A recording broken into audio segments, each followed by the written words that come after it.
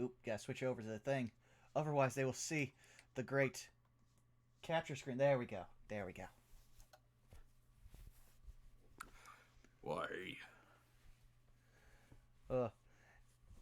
And since we were talking about, now I made sure everyone's icons can be seen, despite now they will no longer have fun Chibi Altera dancing for them. Nah. I miss Altera. I mean, she's blessing us. She shows that we are a good civilization. Even in the bad end times, we're still a good civilization. Or marginal at best.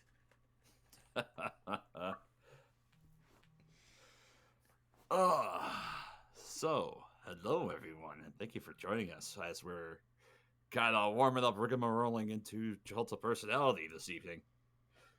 That reminds me, where are my notes in my intro? There they are. Aha. I got that written up. Uh-oh.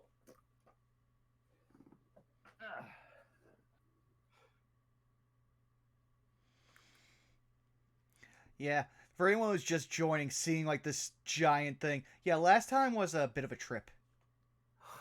Yeah, you could call it that. Yeah, if by a trip you mean, a potential one-way ticket to the other side, well, thankfully it was thwarted. I mean... TBK. Okay, look. Caitlin. Stop trying to summon it.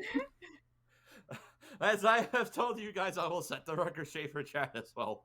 It was thankfully thanks to Bond's role that also saved you guys in the end. And I am a gracious god, and that I will not let this adventure, 4 sessions in result in a TPK. I would rather you guys, there is a fine line between making things interesting and dramatic and having things be overbearing and grim. Even in a campaign like Tomb of Annihilation. There may be some chances where maybe a couple of your characters might die, but what's the fun in having all of your characters die? Unless if it gets towards the end. That's true. Also, I think we need to go downstairs with Dylan. I think they're having that hiccup. Oh, okay. That's easy for us. Yeah. All right. Hip hop. Hey, DeLuna. Wah. There's our other lad, DeLuna. Maybe. Theoretically. Possibly. Perhaps. Perhaps. Oh, he's lining up at least. Can you hear me? Yes. Yes. Okay, for some reason my mic went to default. Like I said, it's stupid that this thing auto goes to a different server. Yeah, that is weird. I bet you if I try to change it, I could probably get into it, but it won't. It's gonna be oh no, it's not fair to the other people or something. Of course, right after we explain TPK, that's when Bob rates us. Yeah. Oh, hi, Bob. Thank you Hi, for Bob. joining us this evening. Oh. So, yeah. So what I missed? Nothing. Just kind of getting warmed up and kind of filling in chat about the events about what happened last session. AKA 4 words. Velociraptors and pack tactics. So many fucking dinosaurs. Why are there so many dinosaurs? But in the end, you guys are saved. It's I have my backup character waiting in the wings just in case I need to bring him out. Same. Still need to work on my backup character. Yep. There may be the possibility of character death this campaign, so like I said, the options are available. Boy, it's a good thing my boy's a pumpkin. He could just come from a whole patch. That is actually genius. With the second. With the third. To be fair, the second he said roll up a character, I'm just like, okay, what of my new homebrews do I need to test out? Ooh, cleric. How about grudge domain? Look, when you squished my little head, all my little brain seeds came out, and then they planted, and now I'm back again. Wick is Oh my- functionally immortal. It's fine. How does a death curse affect reincarnation? I don't know. Let's find. I was gonna say. Let's find out.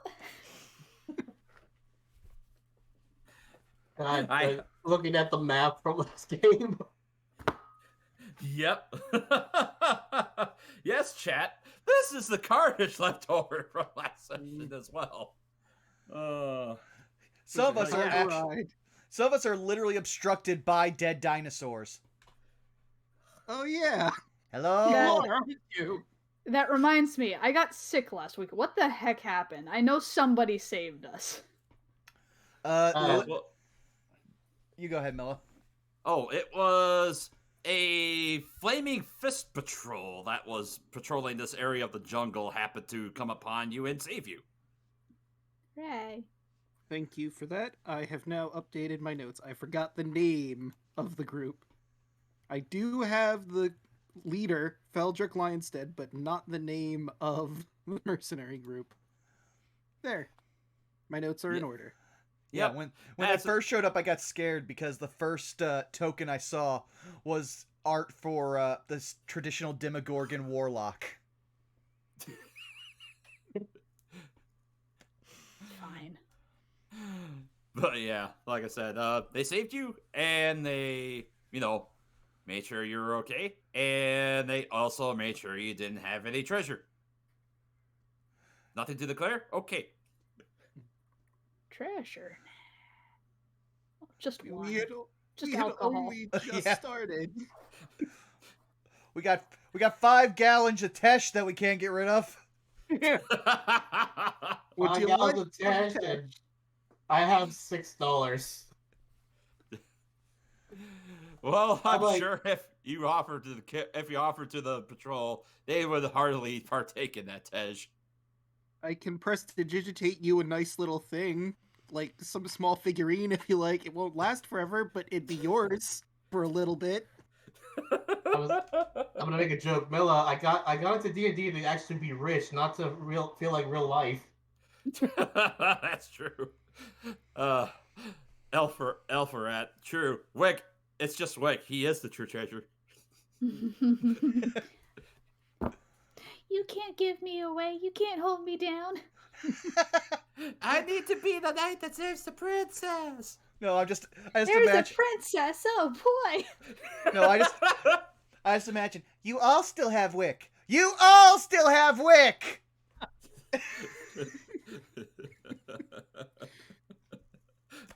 Oh my God.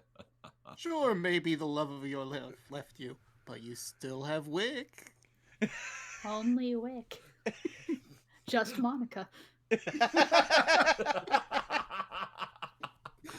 I was about to make that joke, so I'm glad we're on the same wavelength. That'll be the campaign after this one. Wick, only Wick. We'll all play Nothing- different versions of Wick.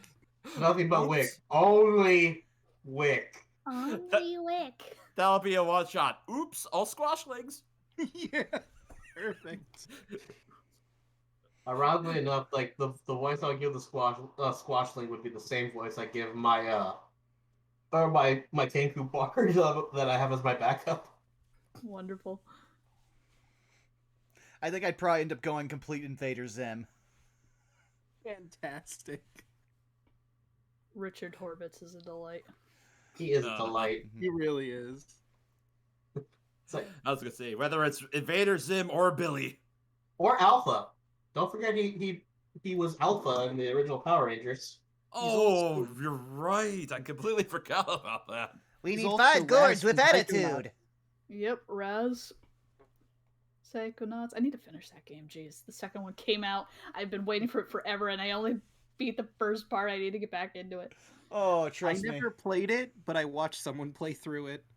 Oh yeah. Also, no. enjoyed I did a good Big Brother thing today. I saved my little sister from getting Just Dance as a gift. Jeez. Because my dad's like, hey, this game's only $20. Do you think it'd be a good idea to get that for my little sister? I'm like, first, she doesn't really play those games anymore. Second, her Switch can't dock to a TV. Oh, well, what game would you suggest? Well, she told me she actually wanted the new Pokemon games coming out, so go for that. which one? I sent him a picture of Pokemon Diamond, and I'm like, this one. He's like, okay, Yeah. Whoa. Which diamond? Brilliant Diamond. Oh She no, actually- I know that, but does your father know that? Oh, Manda, you're right. If we do a whole Squashling campaign, we'll just make it into a Sentai. You say that, but I didn't make it, but I do have Amanda, a... don't try me with a good time. No. You guys say that, but I actually have a homebrew that I didn't make, but I always try to show everyone. Someone fully spec'd out. Kamen Rider, Super Sentai, and Sailor Senshi. So we could do that. We could have full Sentai with Megazords. Well, I mean, they officially put out the module for the Hyperforce campaign, so you could actually play as Power Rangers. Yeah, I think I saw that advertised on Roll20. You'll need to send that to me because Probate would lose his mind. He'd love it. Of course he would. Yeah, I want to get that because I'm like I want it because I just want it. It has it actually has the D6 information for a Megazord. I just imagine if we ever do get a Sentai game like that going, we should just bring Probate on and see if he's available. He'd love it, and I'm sure he would. And I'm dropping the PDF for Especially the if- one I was talking about in general if anyone wants it. Oh Henshin yeah, Hero. I'll have to look at that. Oh, let's see. It'll load Oh. eventually. Discord hates PDFs. Yeah, Discord's been Accurate, yeah. kind of wonky the last couple days. Good news though, they're not implementing the NFT thing Thank God. For now. for now. Yeah. For now.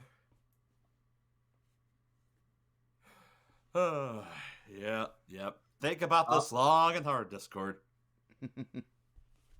All right. So, by the way, if you guys care about Spider-Man spoilers, I won't say anything. But the trailer was out an hour ago. Nice. Oh yeah, which trailer? The new Spider-Man trailer for the Oh. movie. Oh They- yeah, No Way Home. I just saw that. Oh my They I god. have to watch that afterward. You guys have fun with that. I've managed to go the last 7 years without watching a trailer, and it's made every movie experience so much better. Fair. Yeah. Fair. Yeah. That is fair. very fair. Yeah. I watch very few trailers purely because I don't really have access to them. I mean, I do, but like I don't search for them on YouTube or anything, so I'm like, eh. Yeah. Most movies' existence come as a surprise to me nowadays. I mean, I won't seek out the trailer. I'll just occasionally stumble upon them. Or someone will ask, hey, have you seen the trailer of X? And I go, no. Oh, I guess I'll go look for it then. See what you're excited about. Mm-hmm. But, let's see. I was just trying to get one last little thing sorted out here. Also getting the musica queued up. Musica. All right. And for everybody, Chocolate's just running a little bit late tonight, but he will join us eventually. So, otherwise, if we're good to go in the next few minutes, we can kind of start. It shouldn't be anything too serious up until he gets back. Yeah. All right. With that, I think we can go ahead and get started on tonight's session.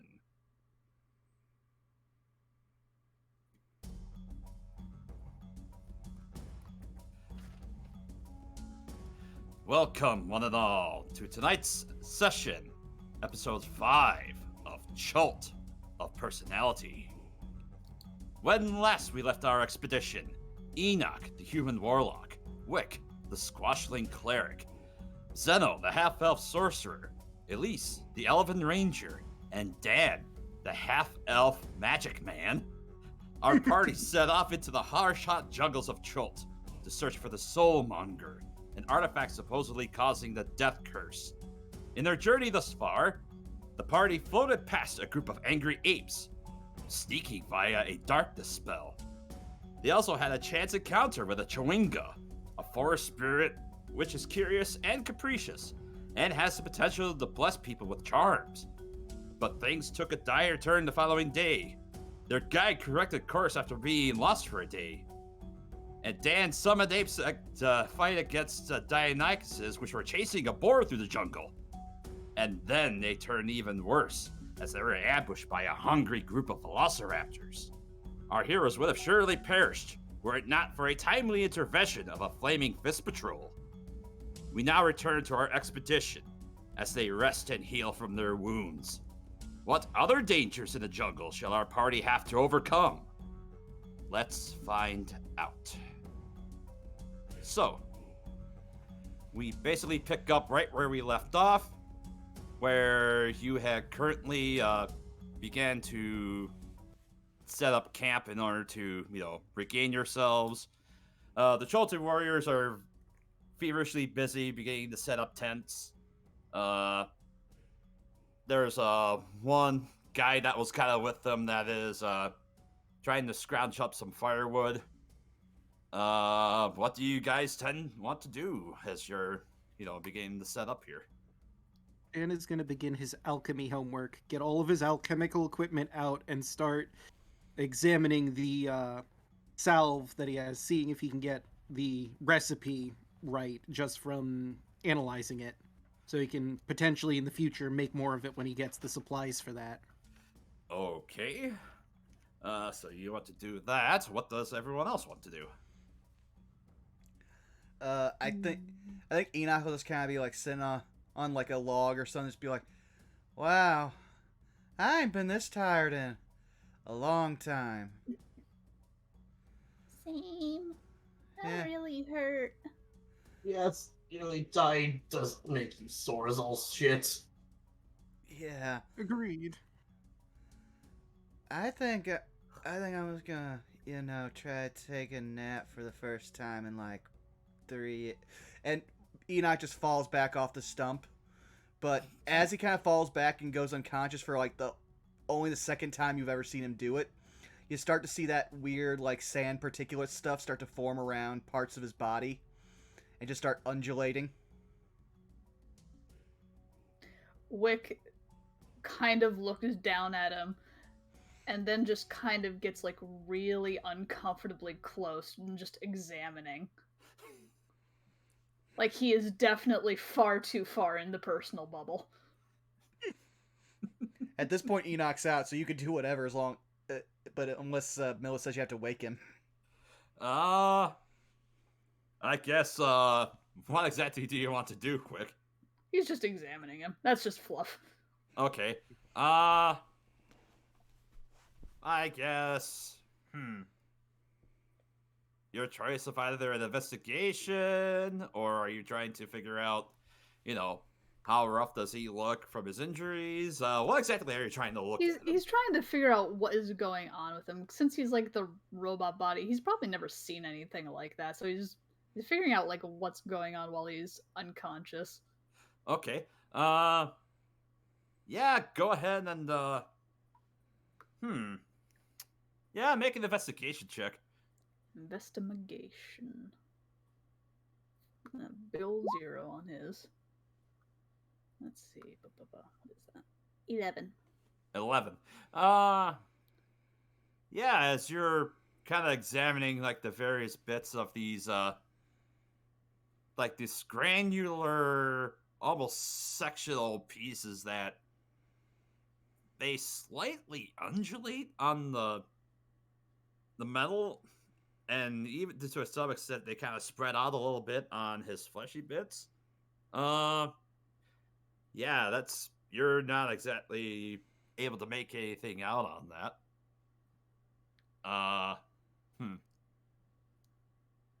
Yeah. Being a human is weird. All right. I wish my master were around. He'd probably know a lot more. Hops back onto the log. All right. Dan, go ahead and let's see. You can make probably an alchemy tools check. All right. Going off intelligence, I would assume. Yes. 15. 15. Okay. This will basically take this will take a few hours as there's a lean-to that's kind of been set up near the fire. You basically have the cover of this little lean-to as you're, trying to examine the various components of this bug salve. And as you're kind of looking through on this, one of the things that you notice that, kind of harkening back to your earlier examination of this, you determine that there is definitely spearmint as a key ingredient of the salve, as well as, you kind of ponder upon this for a little bit, but it looks like cooked lard is basically used as a medium for this salve to have it applied. And as far as any other key components, let's see. And being a little farm boy, could I figure out any like help with like pesticides and things like that?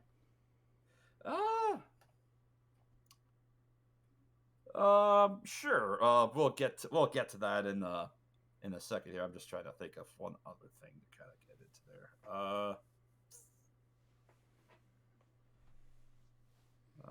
As far as everything that I got written on here.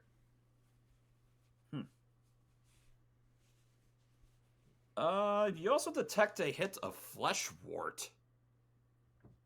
In that potion as well, Dan. All right. Which, oddly enough, in your studies, you would know that fleshwort is one of the minor key components used for making healing potions. Interesting. Okay. And with that, Wick, I guess you could go ahead and give me a nature check. 18. 18. Yeah, you grew up around the farm. As far as for any sort of pesticides typically used, yeah, spearmint is typically used as a repellent of sorts, you would know. Otherwise, there's a lot of arcane spells that people can use in order to help repel insects as well. Game, I know that citronella is a really good bug repellent. Yep. As is garlic. Mm-hmm. Oh, That yeah, I you would didn't also know. know that garlic is also used as a repellent. You should use garlic too, since they're blood-sucking little beasts just like vampires. That would work. A genius. So long as we don't turn into vampires, I think we'll be fine, yes. If we could find garlic, maybe I could make the same salve, but using that as a base. Well, I have this broken down now. I know the exact ingredients needed to make it. The animal fat is going to be a bit tricky. I mean, I suppose I don't know if the raptors are going to have any bits left, and they've been decomposing for a while. But any other beasts we happen to come across, we could harvest that from there. The fleshwort is interesting. That's an ingredient in healing potions, mostly. I didn't think that would be in here, but he holds up like a little vial, shakes it. Yeah, it's definitely in there. Here's a question about those. Are you able to make any healing potions with any of the stuff we have around here? Oh, I could absolutely make them. I just need the ingredients for it. So if we can find anything nearby that I could grind into a healing potion, I could absolutely start making them. That might be a smart idea, yes. But Xeno at the last parts, or like moves and his entire body just in agony. I think it's probably at that point Dan is going to start feeling the pain again. I feel like he was so focused on doing his alchemy that he didn't really pay attention to himself. But now that he stopped, oh right, distracted myself. Yeah, no, I should probably lie down. Why didn't I do that? Alchemy was to be done. The good thing about work is that once you do it, it's really hard to focus on anything else. Yeah, that makes sense. As the afternoon begins to wear on some more, the warriors and the guys around are carving and up the velociraptors that are left over, and with a couple of lead-tos that they managed to pitch up, they begin to start lighting fires and they begin to cook the raptors that are there. And Faldrick begins to make his way over to the fire as they begin to eat, and you must look hungry. Come. Sit with us. Sharing the spoils that you technically helped with as well. I've always heard dinosaur meat has an interesting texture to it. Wick will waddle over. I have never had dinosaur before.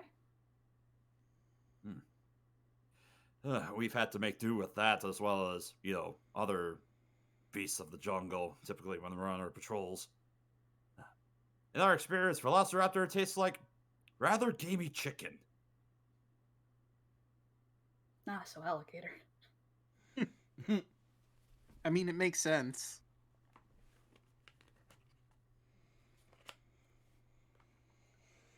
I like chickens.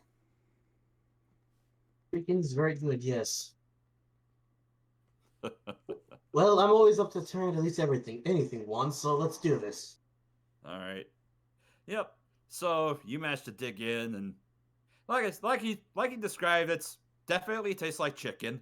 The fact that it's kind of roasted over the fire, it's a little drier compared to some of the other fighter cookie you could have had, but it's definitely passable. It's definitely better than the rations you guys have been normally eating the last few days.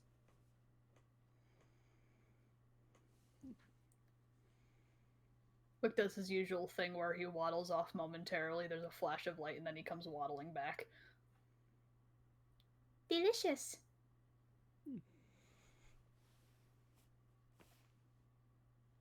Bit of a shy eater, huh, Wick? I've noticed you usually hide when you go to eat. Shifty eyes. Just the lights in his eyes just shifting back and forth. It is rude to chew with your mouth open. Fair. I mean, you could do it over here. Yes.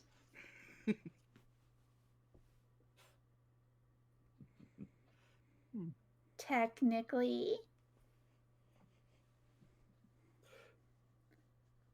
But over there is such a nice spot. He's gonna narrow his eyes, get a little uncomfortably close to Wick. His head shrinks into his scarf a little more. I'm imagining like when you try to pet a cat or a bird and their entire body goes in. Basically, yeah. Or like a seal, how the head retracts into just orb.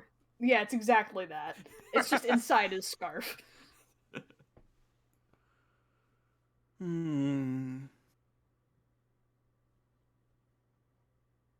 Dan's gonna say in Sylvan to Wick, I mean, I don't know why you're hiding it. If you don't want to talk about it, I understand, but just know I'm incredibly curious, and I'm probably not going to let this go. I don't want to seem rude, though honestly I probably am. Not really good with that sort of thing.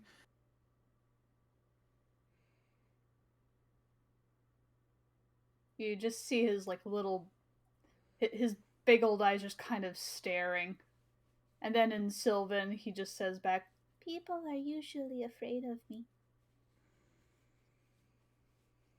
Dan will again respond, Sylvan. I know what that's like. There are many stories of people in my profession being burned at the stake or drowned or other horrible, horrible things. I know what it's like to be hated for what you are, what you do.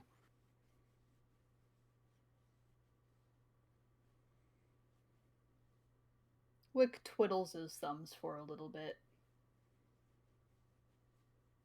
I am not a chihuahua. But I am not a halfling either. This I is had a in Sylvan, feeling. also.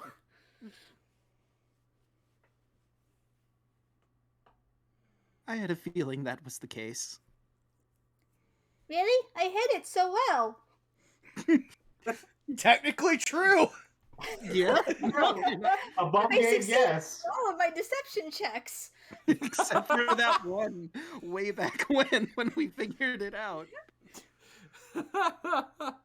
I mean, you had me going for a while, I'll admit. It wasn't until recently I had a suspicion. I mean, I obviously knew you weren't Chewinga after seeing them. Really small. And you don't look that much like them. The halfling, I mean, you are the right size.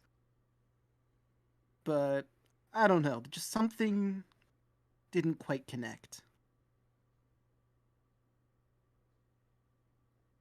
He looks at like all the like crowded people, and then he's gonna take his hand. He's gonna pull him off to like the trees, and then he's gonna Dan will take come off. with him. Yep. And he takes off his helmet, and you see the little pumpkin boy. Oh, so, again, don't want to be rude here, but are you like some sort of fey creature in origin, or just plant? Are you closely related to this pumpkin god of yours? Well, my master called me a squashling. I think he made me. At least that's what he said he did. But Dan's eyes light up. as far as I know, I'm the only one. Oh. So you're I'm assuming via arcane constructed being. But I guess so. Fascinating. Dan's eyes are all starry-eyed. Excited, very much so. Well, Wick kicks the ground shyly and just quickly puts on his helmet again. I'm not going to tell anyone else if you don't want me to. I'm just glad to know, finally. Well, I think the group are okay. I think the strangers maybe not. They're usually very scared of me.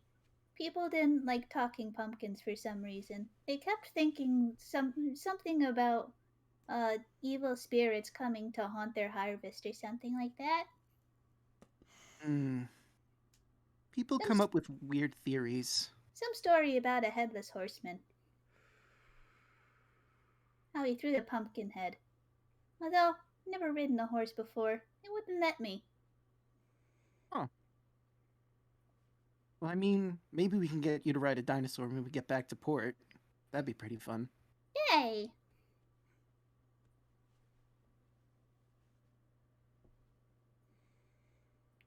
Okay. Well, He takes his hands and he shakes them. thank you for not being scared. No worries. He's gonna waddle back out. Dan will follow after. Yeah.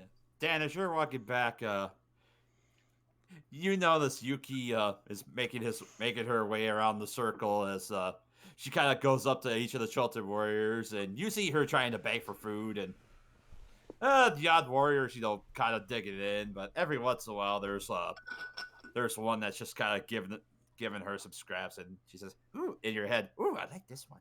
Oh, this one gives me treats." Oh, come on. Give me something, you meanie. Moves on to the next one. Oh, come on. Oh, thank you. Yeah, he begins to just gnaw on the bone.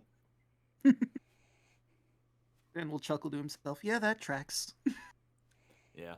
And it's between that and she's having to weave around the Deinonychuses that they have with them, too. I mean, they're obviously getting scraps as well. And there's even one point Yuki tries to go for one scrap, but see how the Deinonychus is a lot bigger than she is. She kind of backs down. Elise would offer some scraps to Yuki. And she kind of makes her way around. She sees you and says, "Oh, thank you, thank you." Oh, and Danny says like, "Oh, I like this one. Of course, I like hanging out with these friends." Elise kind of like awkwardly like tries to like scratch him behind the ear. She moves, and you see her kind of sit down as she begins to kind of scratch. She gets that leg wag going with a good scratch. And then she takes her about a second and ducks underneath the lean-to because, it's still raining. Oh, I forgot it was raining. You hear her, Dad. All right. Anybody else want to do anything before we resolve the day, then? I'm good. All right. Xeno would actually... Oh. Like, after dinner, Xeno would get everyone over. Or in the corner. Okay, guys, it'll be kind of awkward, but we kind of need to figure out what to do about the payments for the exploration. Because I only have $4 left, or $6 left. What is $1? Or 6 gold. Something that Or 6 gold that was, like, real life slipping in. Sorry. I'm sorry, have- Enoch is still passed out, so all you get is the dial-up noise.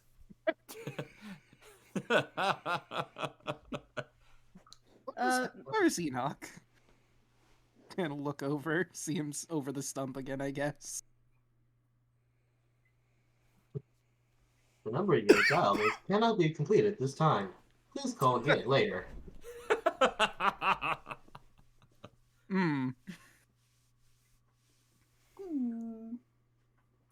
But I imagine Enoch has like a voicemail system in his metal parts. You have one new message. First, on today's message. Hey, it's Elise. Any chance you can wake up? Please, thanks. Bye. End of message. Do you guys go and wake Enoch up? Wick will go over and stand on his chest, get uncomfortably close, and start poking his nose.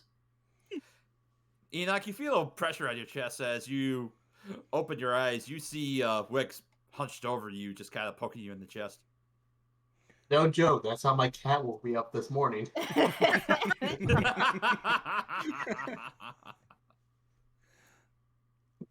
You see, first the discolored eye open, and you hear, augmentation complete.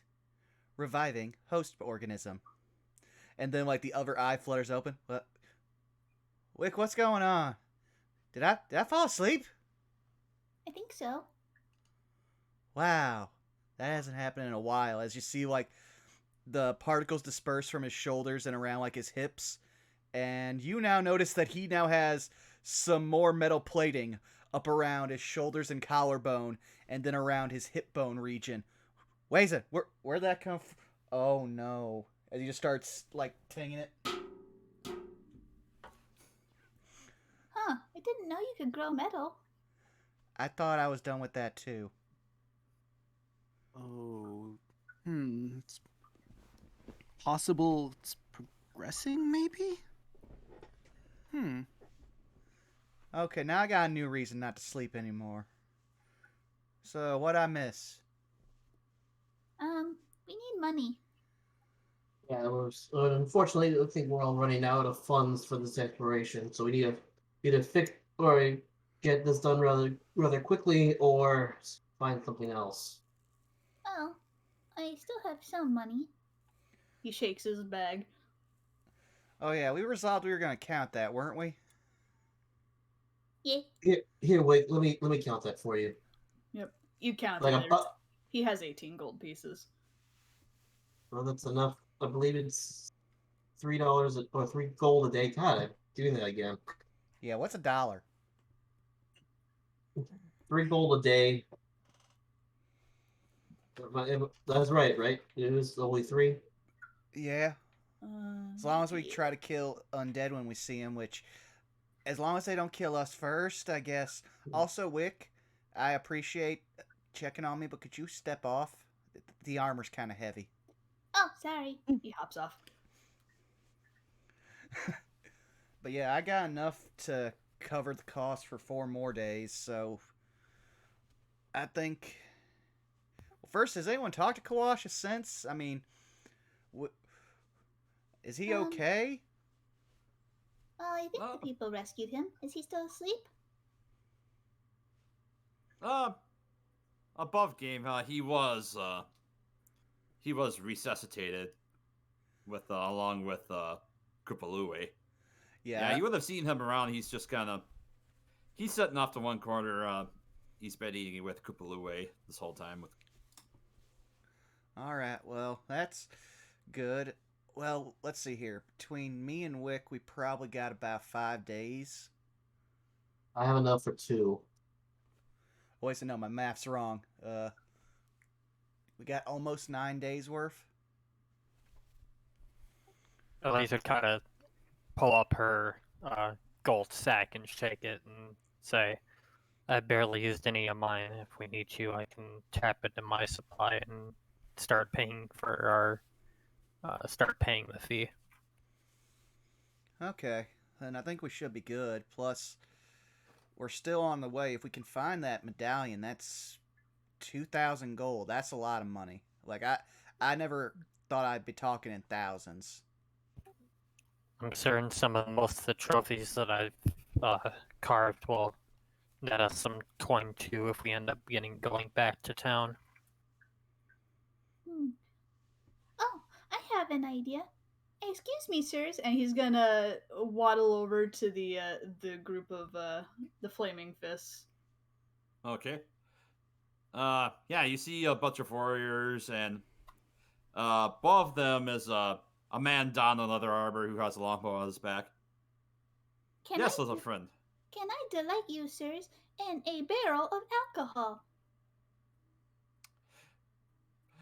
Roll a persuasion check with advantage. With advantage? Sweet. Let's see. Persuasion. 16. 16. Obviously, all the Chultan men just kind of look forward at you, and they instantly. The whole group of men just kind of look around you. You have Tej? You have Tej? And they begin to talk to each other in that one sing-songy language you can't really begin to recognize, and they begin to look at each other ferociously, and Game, is this Dwarvish? No, actually. It's not Dwarvish. It's not a language you guys readily recognize. I guess if you want to, you could give me a history check or an intelligence check.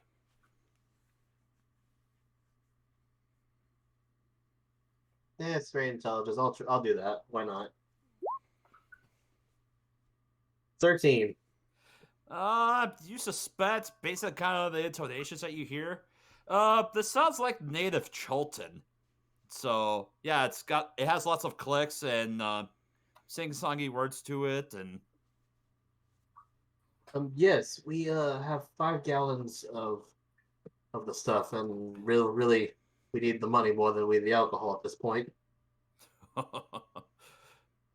they look at each other and say, "Oh, if you're looking to partake, if you're ready to give us, we should gladly take it off your hands."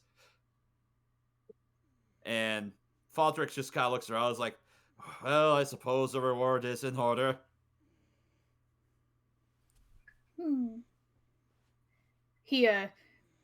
he tugs on the captain's sleeve to like pull him down. Oh, yes. How much is Tej usually worth? Let's see if he knows how much it is. We find the one straight edge man in all of Chult. He shrugs and he's like, I'm not sure, but would you be able to part with it for 1 gold? Okay. Excellent. All right, men, you shall drink your fill. And immediately all the men in the group begin to cheer. And they just begin to dive into the barrel as Valdrick tosses you a gold coin. Look, guys, I made money. We're rich again. I mean, that's still more money than we made the entirety of being here. So, net See, gain. this is a total net gain, yeah. Yeah, you hear the warriors beginning to argue with each other, and they begin to say some words and basically bicker. A couple of them eventually, grab the keg and they just kind of wrestle it between each other, and another one just kind of slaps their hands and starts to point fingers at them, almost to chastise them, and eventually they get the idea to huck the barrel up on top of a stump, and they just begin to, since they don't really have any, they dig around in their mess kits and they each grab a cup, and they begin to drink from the Tej from there. That must be good juice.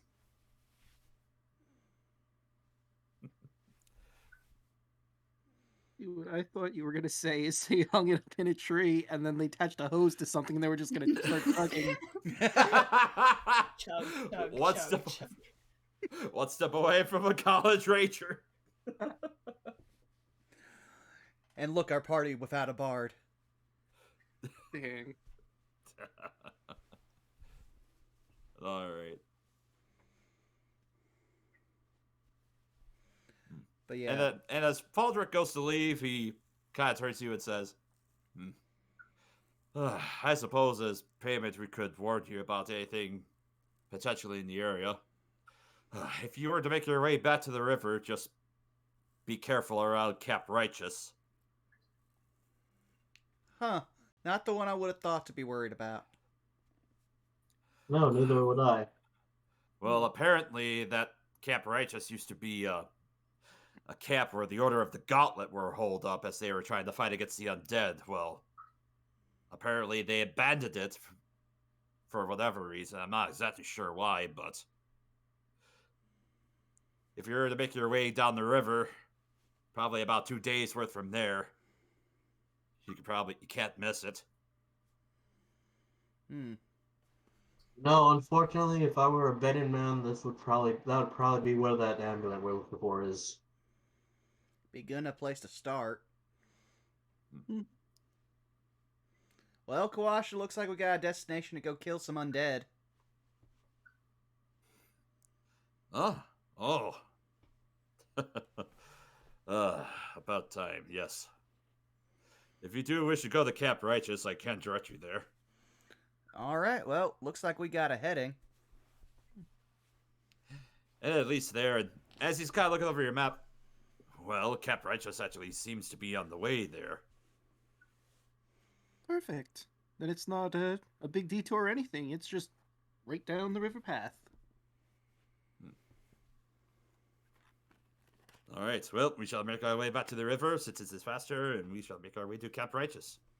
And then from there, we can investigate where this Vorn is. Sounds good. All right. And as you guys begin to wind down for the day, Wick, I'm gonna need you to make another con save for me because you've been wearing your heavy armor today. Oh boy. Con save. 13. Yeah, you managed to struggle through. But yeah, you have managed to avoid getting a level of exhaustion. And as the day begins to wind down, and as the night passes, nothing else eventful happens, and more importantly, you guys officially level up. Yeah. Woo! Which about game we did that. Or after the class. It's like, we did that after class last time. Yeah. That's why I had to go through the whole thing of him falling asleep, because I couldn't figure out a good way to explain. Oh, hey, since his charisma just went up, he now has a higher AC. Very nice. Ah, the music started. Yep. So, let's see. That's cut.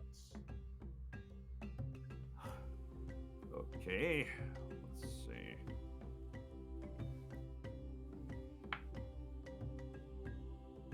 All right. For the next day of travel, as you guys begin to make your way down,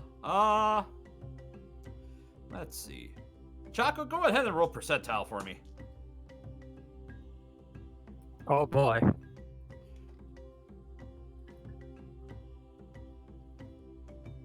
15. 15. Okay. And as you begin to wake up in the morning, the Flaming Fist Patrol begins to pack up everything and they begin to head out. Faldrick bids you farewell. And notably, it is not raining today. Also bug spray. Yes, also yes. make sure to note your bug spray. Because I used one of my bug sprays in figuring out what it is, do I have one less? Yeah, I think that's fair to say. All right. Alright, so... Okay. Interesting, and this actually makes sense.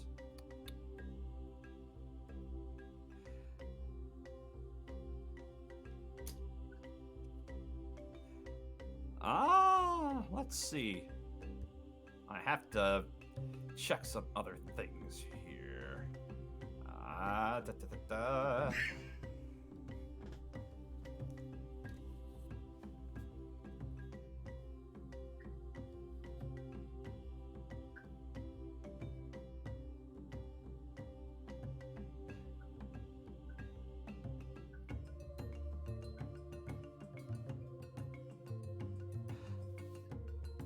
Let's see. I'm gonna roll for that. And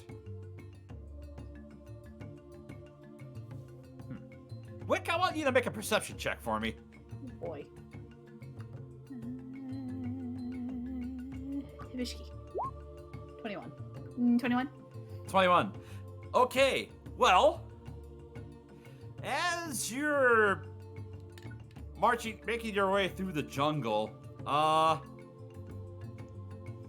you notice a chewinga. As you kind of feel something kind of shuffle around in your backpack, you kind of turn around and you notice that there's a chewinga currently standing on top of your backpack. And it looks like it's starting to ruffle through it. Oh, hello. What are you looking for? As it goes to ruffle it through your backpack, you see it pulls out one of your candles. Wick blinks. Yes, that is my light.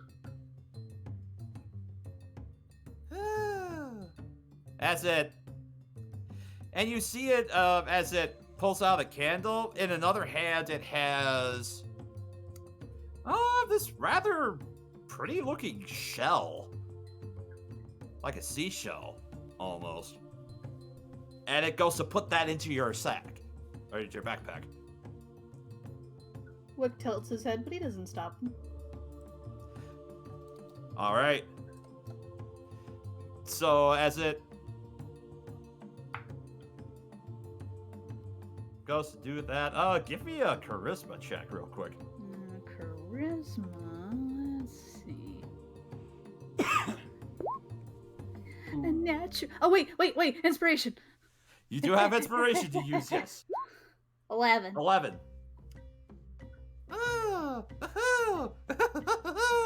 As it, begins to dance around with the candle, it looks at you, and it goes to touch you.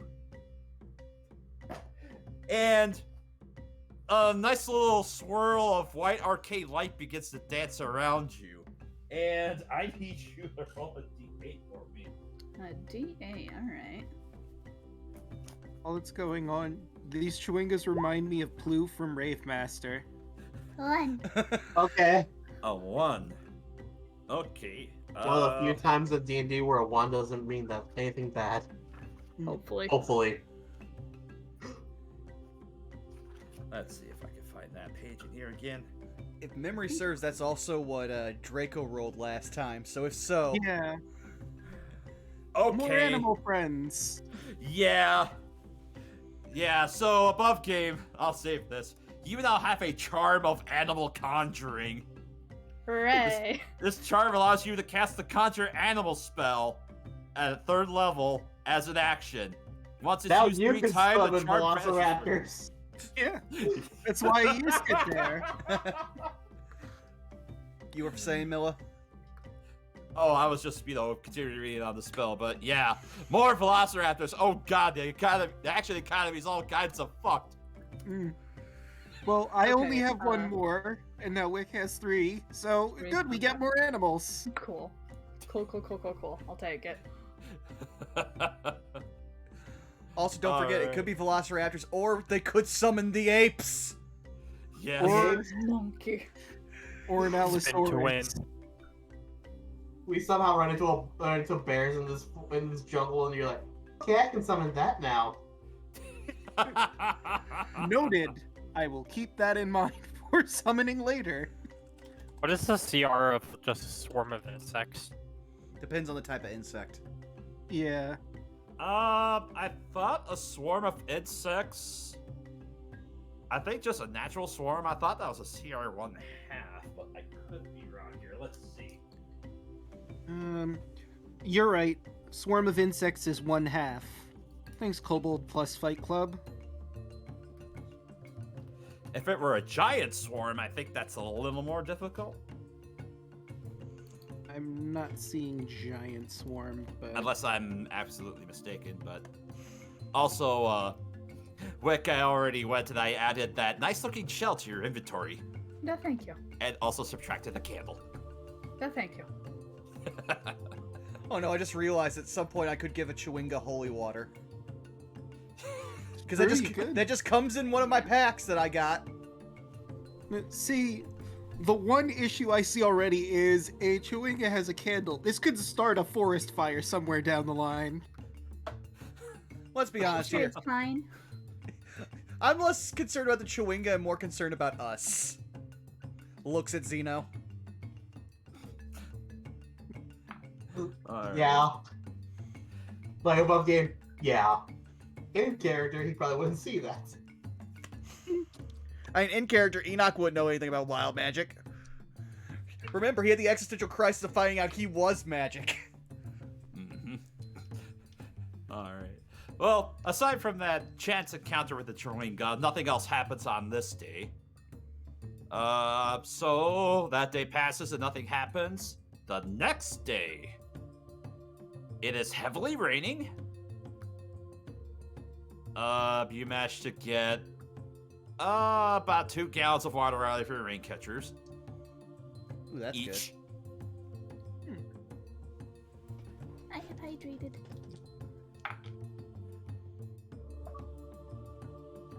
Alright, so the next day you begin the journey closer to the river, and let's see.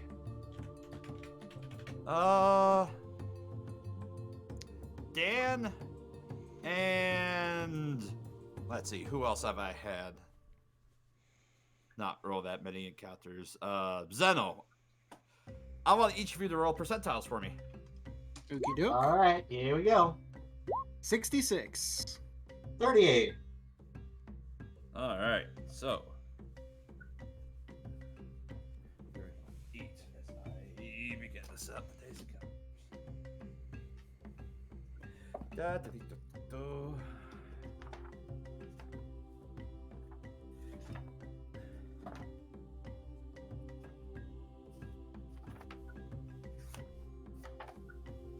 I need have that encounters page really bookmarked. Let's see, starting with 66. Interesting. And then. Okay. So, while I figured that out here. As you guys begin to. As you guys begin to break down camp and get started for the day, is there anything particular you guys wish to talk about? Other roleplay? Oh, roleplay. I was gonna say I would like to search for potion ingredients.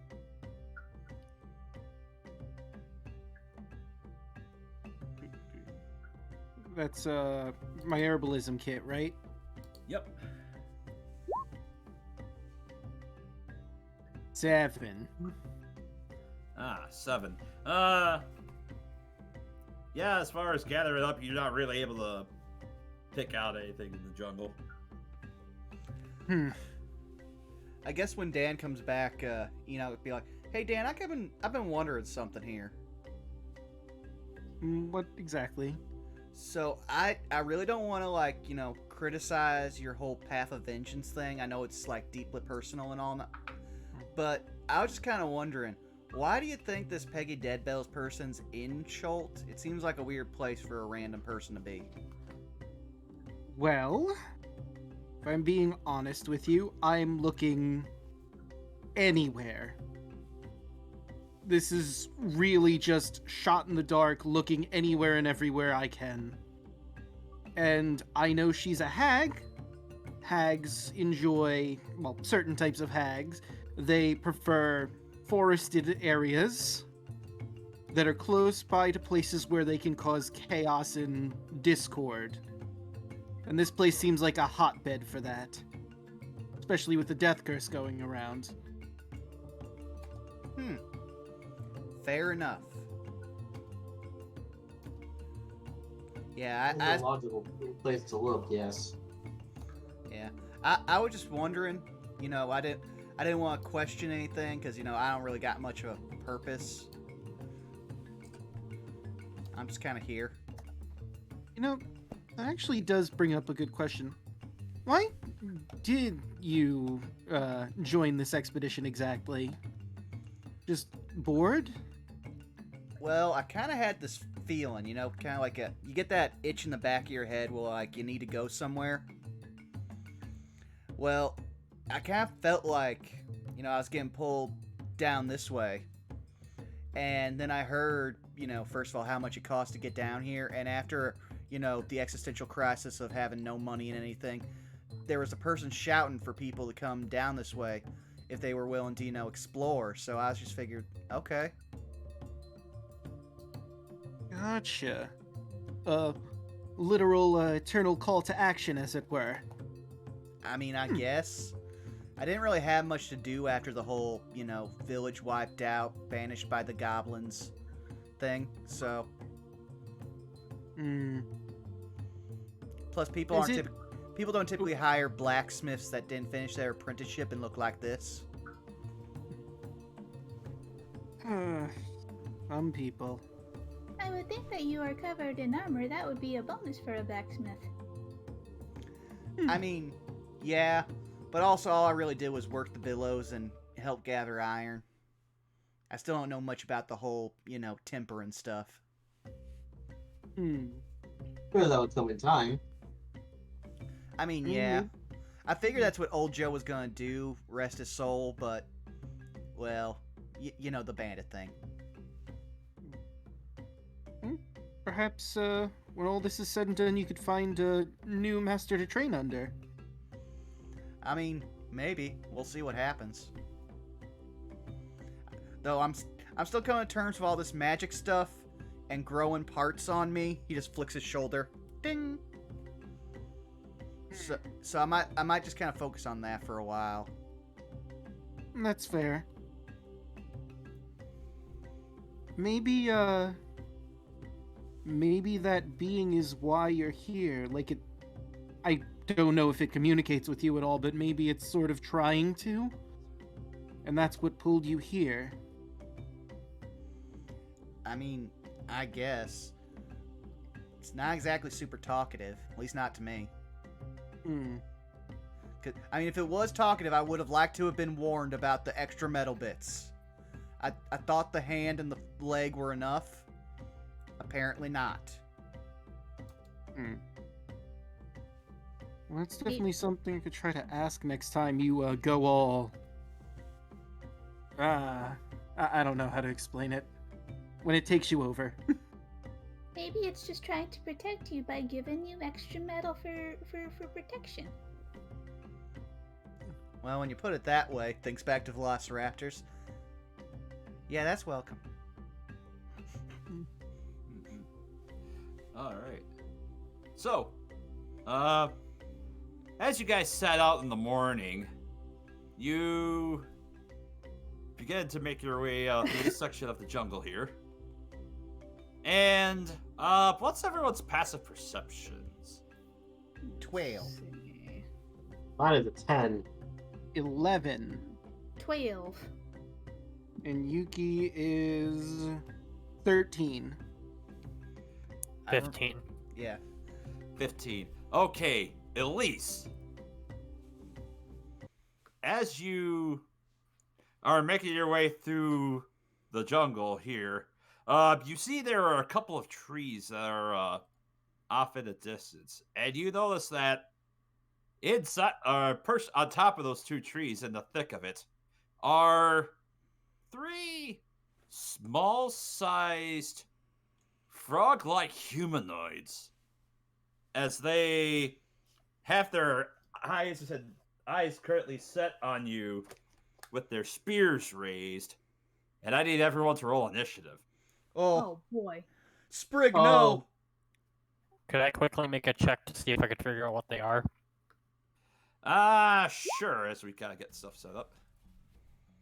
I'll just go with nature. Nope. 4. Yeah, you're not sure. Boom. For once, Yuki isn't first. Yeah, I'm not first happened? either. The dog didn't see it first. 13, I forgot to click my token. That's weird, it didn't put me in... Oh wait, never mind, I'm looking at Yuki's initiative. Never mind, yeah. I'm chilling here at the back. Alright, so I gotta roll initiative for 3 sets of people here. Although game, I'm pretty sure I know what these are, and this is gonna be fun. Mm-hmm. I was gonna say, like, before he put the third one, I was like, there's 2 of them. One only tells truth, and one only tells lies.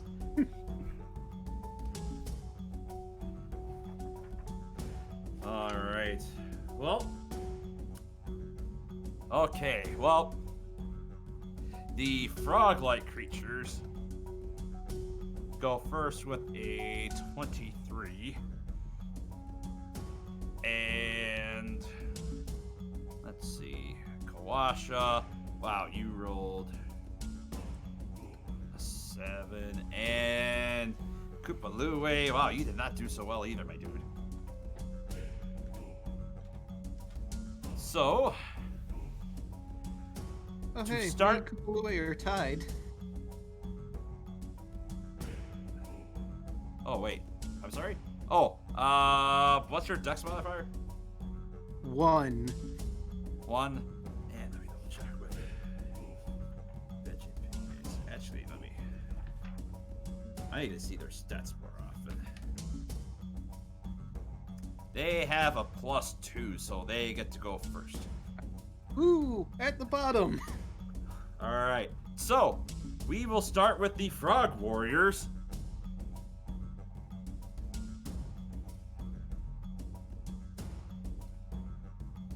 As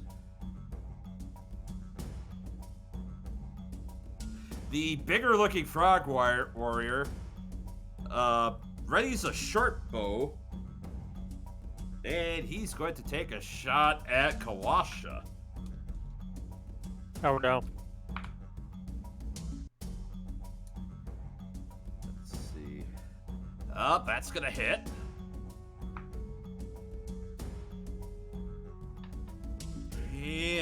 poor Kawasha has to do that.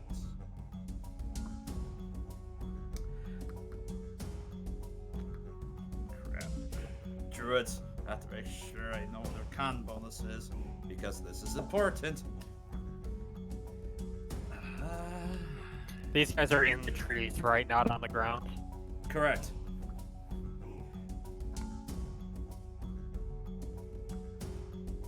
Yeah, as you see an arrow lodge itself into the shoulder of Kawasha, he flinches and then he begins to groan out in massive pain as he also takes this.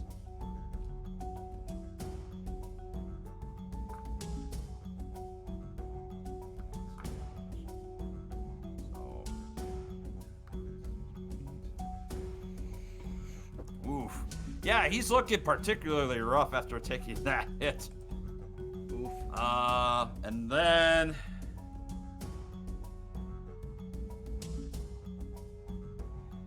this frog's gonna leap 25 to there. This frog's gonna leave 5, 10, 15, 20, 25 feet to there. He's gonna dash there, he's gonna dash there, and he's gonna do... He's gonna leap to the ground in front right there. And that concludes their turn. Elise, it's now your turn. You are not surprised. It would be Enoch. I only got a 13. I Oh, fixed it in wait. the turn order. All right. Might have to refresh it. Yeah, let's just set in there. Yeah. Everybody else is surprised. Moving on to Elise. Yeah. Okay. So I'm gonna go ahead and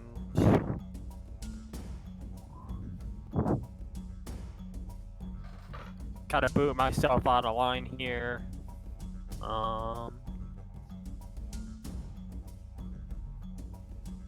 Yep. Bonus action, Hunter's Mark on the bonus action, Hunter's Mark on Green Boy on the right, and we're gonna go ahead and take that longbow shot. All right. Roll the hit.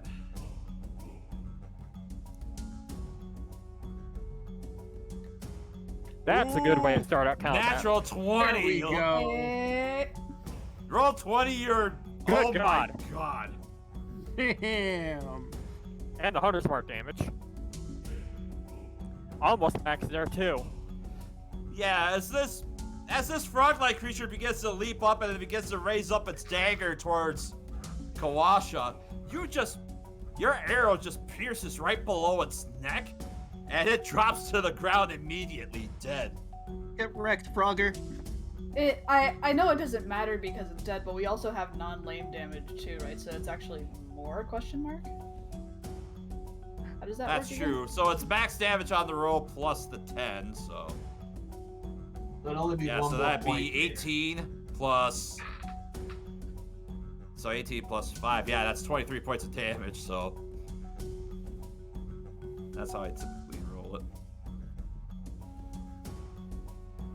Yep, and that's my turn. Alright. Well... going back through everyone else's surprise round, it is now the frogs again. They kind of flinch a little bit. Seeing as how they kind of freaked out.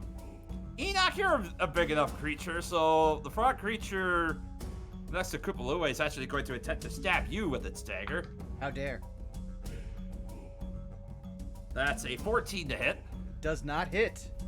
All right, and as you go to dodge away out of the dagger, you notice that it looked like you saw something black kind of streak its way off of the tip of this dagger. Oh, that's not good. And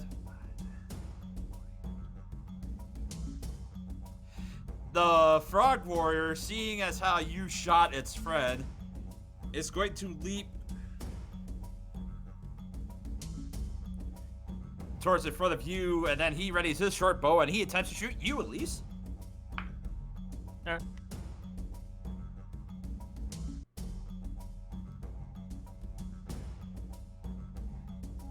And it misses with a 12. Yep.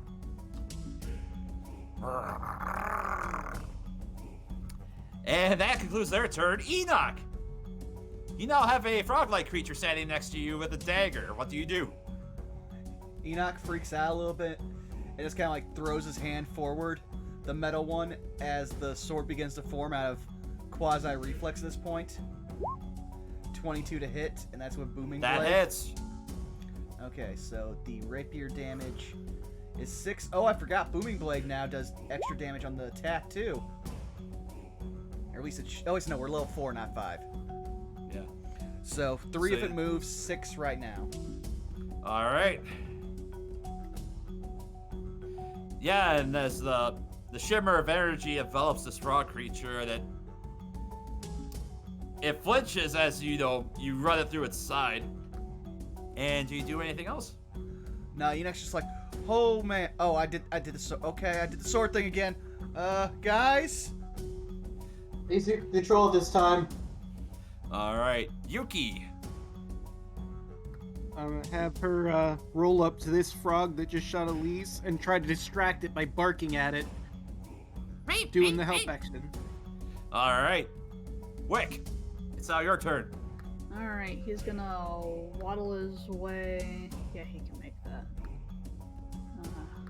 He's gonna get in front so that, frog stops shooting at Elise. And he is gonna use his bonus action to create Spirit Weapon. All right, let me just go over there and let me just move that over to Lair Shibursky. Shibishki. 11? That does not hit. I heckin'. Alright, that was his bonus action, but his regular action, he's going to do a heckin' bonk with his mace. With a 22. That does hit. Alright. For 3 bludgeoning. All right, yeah, you managed to. The scythe, it goes off to one side as this creature dodges out of the way, but it manages to wander its way right into your mace as you swing from the opposite direction, and you manage to hit it in the arm, and it winces in pain. And that'll bring us to Elise. Alright, seeing as how they've got that boy covered, I'm in a bonus action move Hunter's Mark to the other green boy. Okay.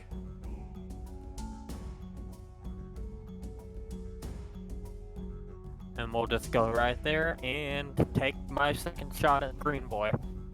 All right.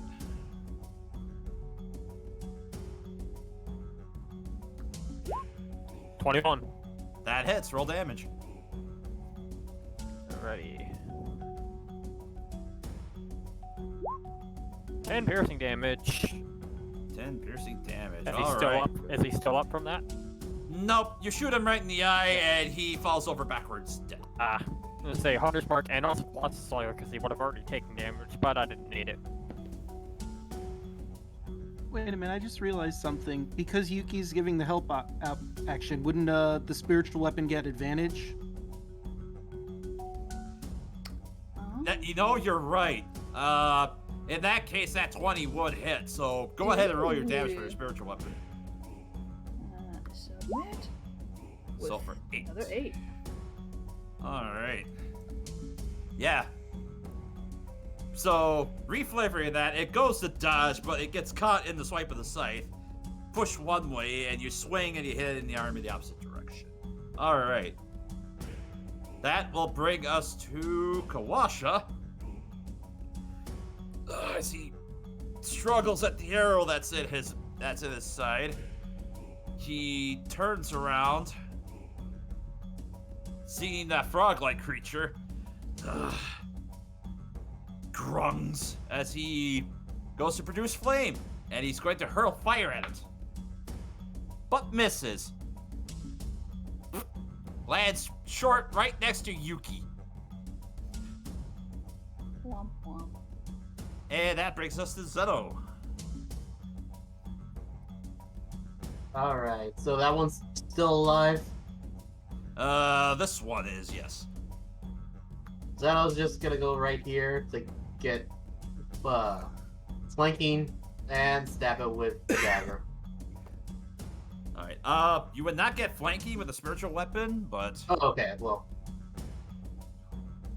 If I went here, would I get it with Yuki, then? Not quite, no. There's really no good place to get flanking. It's gotta be a murder sandwich. Alright, well, anyway, just... I'm gonna stab.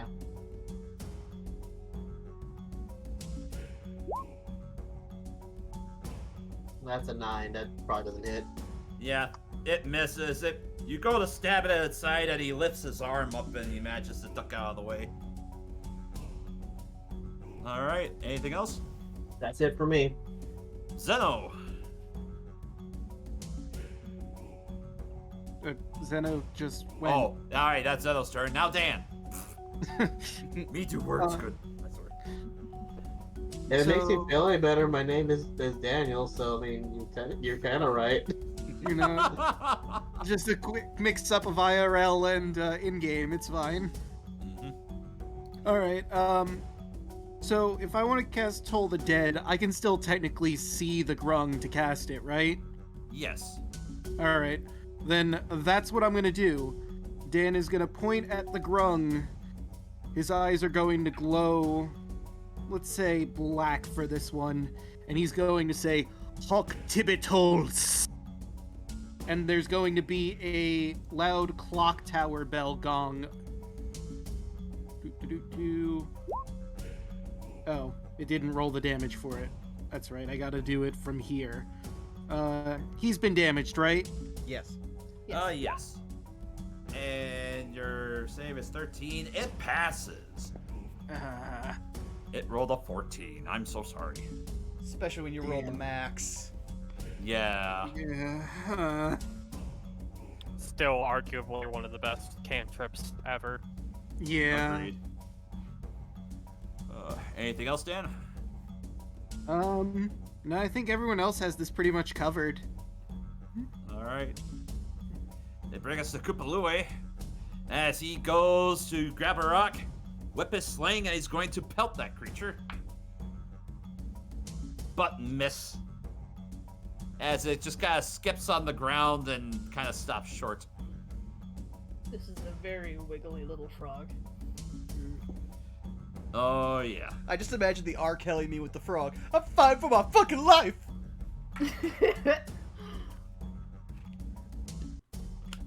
But you'll die, said the frog to the scorpion. Haha, the scorpion. Lol. Lamau. He's going to begin to do a chiming sort of croak. And I need, let's see. I need everyone except Elise and Kupalue to make a wisdom saving throw. Oh no. I Oh, should no. have moved away. What kind of saving throw? Wisdom. Wisdom. 14. Wisdom. 12. 10. Okay. Zeno. All right. 7. Also, Yuki also needs to make a saving throw. Oh, right. Wait, what? Well, she's good at wisdom. 20. Okay. She passes. Wick and Zeno, as the drumming kind of gets loud in your head, you feel dazed. You two are currently stunned. Oh boy. Oh no. And since you're stunned, he's gonna leap and go 5, 10, 20, 25. He's gonna leap over there. And Yuki does get an attack of opportunity if you so wish. Oh, well, yeah, I'll have her run it. I mean, she can only do 1 damage, but damage is damage. 7. A 7 will miss, unfortunately. And that will be the frog's turn. Enoch. Is he still like brandishing a weapon, or does he look like he's trying to retreat? He still has a short bow in his hand. Okay. Enoch will just point at him with his sword hand and be like, "Hey, now stop that!" As I start blasting. 23. That hits. Yeah, just the point of the blade just starts glowing as a little ball ends at the tip, and then BAM! Oh, wrong thing. 6. For 6 force damage. Alright. And then I guess, yeah, he'll move up to try to protect people, since everyone's starting to look dazed. And, well, yeah, one more space over. Just be like, "Hey, over here!" And that'll end it for me. Alright. Yep, that'll bring us to Yuki. Right? Alright, yeah, she's gonna cut off his retreat and once again distract him by barking and give the help action. Alright. That'll be Yuki's turn. Wick, you're currently stunned, so you do not have a turn. Well, quick question though, am I still able to at least move my scythe though? It would take a bonus action to do that. Let me double check the wording on stunned.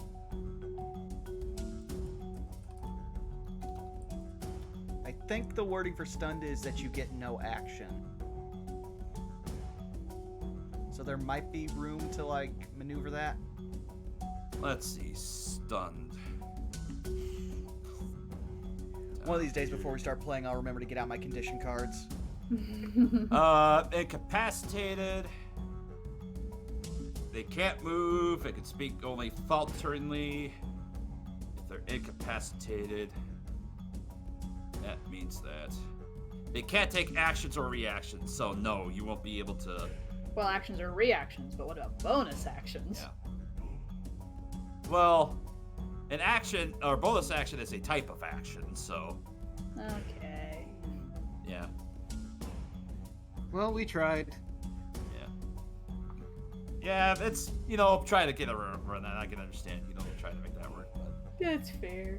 Alright. Elise. Alrighty. Time to... Third verse, same as the first. Bonus action, move Hunter's Mark to Orange Boy. Gonna move up 10 feet, so I've got a clear shot, and we're gonna fire. Alright. 17. That hits. Roll damage. 7 piercing. Alright. Is he still up? Yeah, he's still up, so yeah, go ahead and also roll Colossus Hunter's Slayer. Mark and Colossus Slayer. Mm-hmm. That's an additional 11. Alright, so that's a total of 18 damage. A lot of damage. Oh, that's a lot of damage. Yeah, you managed to shoot him in the leg as he begins to regain his bearings, and yeah, that really hurt. Alright. Anything else? Nope, that's it. Kawasha is stunned, so he cannot do anything this turn. Next up is Zeno. You're currently stunned. Does that just last for 1 turn, or do we do a reroll for saves? Well, actually, wait. No, it's until the end of the Gronk's next turn, so... Okay. Never mind. Rewind it back to Kawasha. Produce Flame. Yeah. Hits.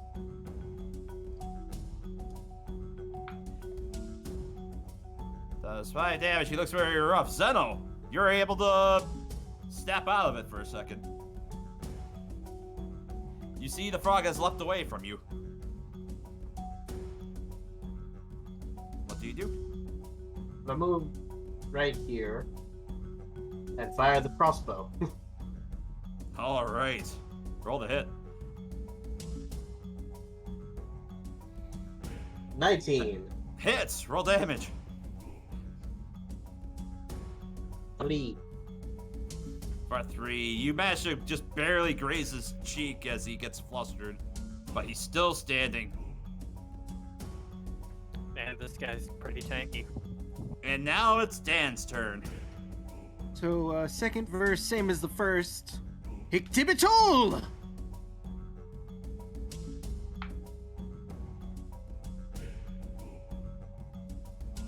Let's see.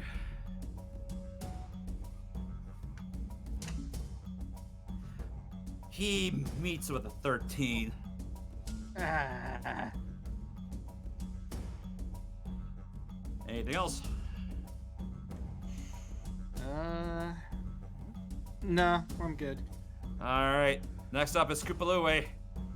As he steps to there, ready to sling again and hucks a rock at it. But misses. I was gonna laugh at that. Is what actually killed him. He just goes full Killer Croc. I hit him with a rock. It was a really big rock.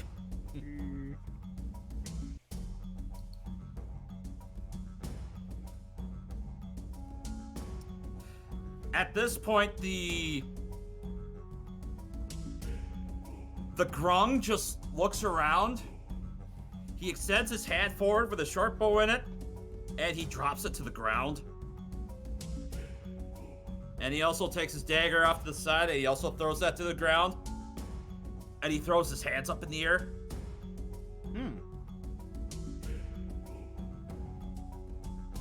Smart frog. So, Enoch, what do you do? Well, since Enoch is in control of his actions, since he's only been casting cantrips, he'll be like, I think he's surrendering. Crap, I don't speak frog. He'll start just like, just saying in Goblin, do you surrender? It tilts his head, not really being able to figure out what you're saying. So, I have a question. I mean, I know grungs are, like, sentient beings. They're, I think humanoids. Would speak with animals work on them, or is their language too unique to be an animal language?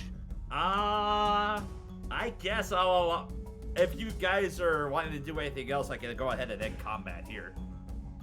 Yes, that sounds good. All right. Dan, I guess go ahead and make a nature check. All right. Will do. Can I also make one? Sure, Elise. That'd be a 14. 13. And a 13.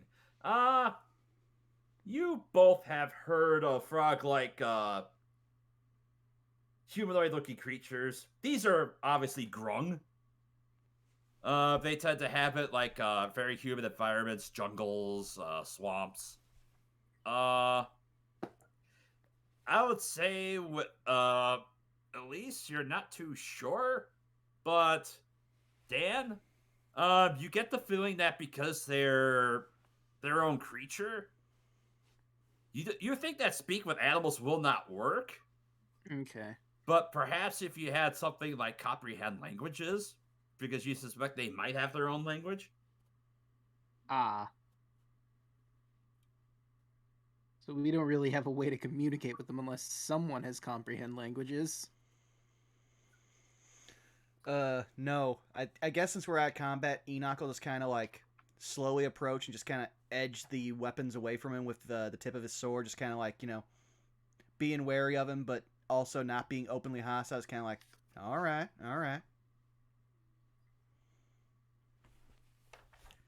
Does anyone speak frog person? I didn't know there were frog people. This is a weird. Not either. No, I don't think so. I could speak to frogs if you gave me a few minutes to cast, but I don't think that'll really work on them. I think they have their own language. Kawasha, you know anything about this? Very good question. Above game, I'm just double checking his spells he has prepared. Kawasha shrugs and he says, Unfortunately, I can only speak with animals myself. I'm not sure if I could be able to communicate. And let's see. Enoch, since you're standing right next to it, I want you to give me an insight check. Okie dokie. Come on, my dense little boy. 14. 14. Okay, it kind of holds, it goes to hold up, two sets of fingers. One hand he points towards himself, and one hand he points at you. Mm-hmm. And then he looks like he takes the two fingers and he kind of moves them over in one direction.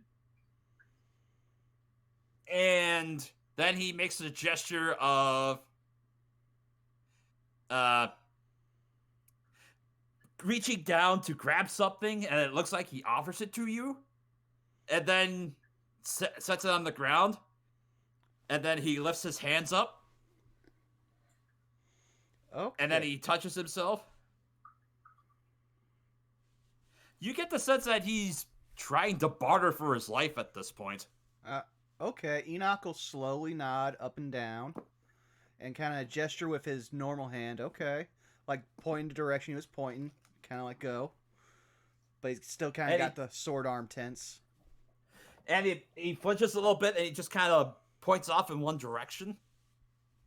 And then he holds up the two fingers and he moves those two fingers towards that direction. Okay. I think he wants us to follow him. Be wary, but I think he's doesn't want to die, so I think he's trying to bargain. That's fair. Okay. Before we do that, Danny's gonna pull out one of his vials. I have a poisoner's kit. I could try and collect some grung poison if they're secreting anything. Could be useful. Maybe you guys hold off. Elise and Wick, you want to follow with me while we follow him? Rest of you guys maybe tend to Kawasha. He took a mighty mean hit. Mm. Don't you know you never split the... Yeah, sure. So yeah, I guess I'll just kind of like, you know, move behind the grung, kind of gesture for him to lead the way. Okay. Alright, so who's all going with the grung? I'll follow Enoch, since you said. Alright, so Enoch and Wick. You begin to follow this grung for a ways. It just kind of goes to leap ahead for like 25 feet. It stops, it looks back, and it waits for you. And as you move up to it, it leaps again. And it kind of waits. And you get to a point where you get to a hollowed out tree. And Enoch, I want you to roll a d20 for me. Okay. 1 second here.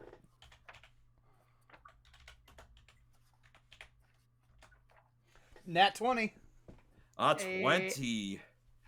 Okay. Wick, I want you to roll 2d4 for me. 2d4. Alright. Hibishki. 7.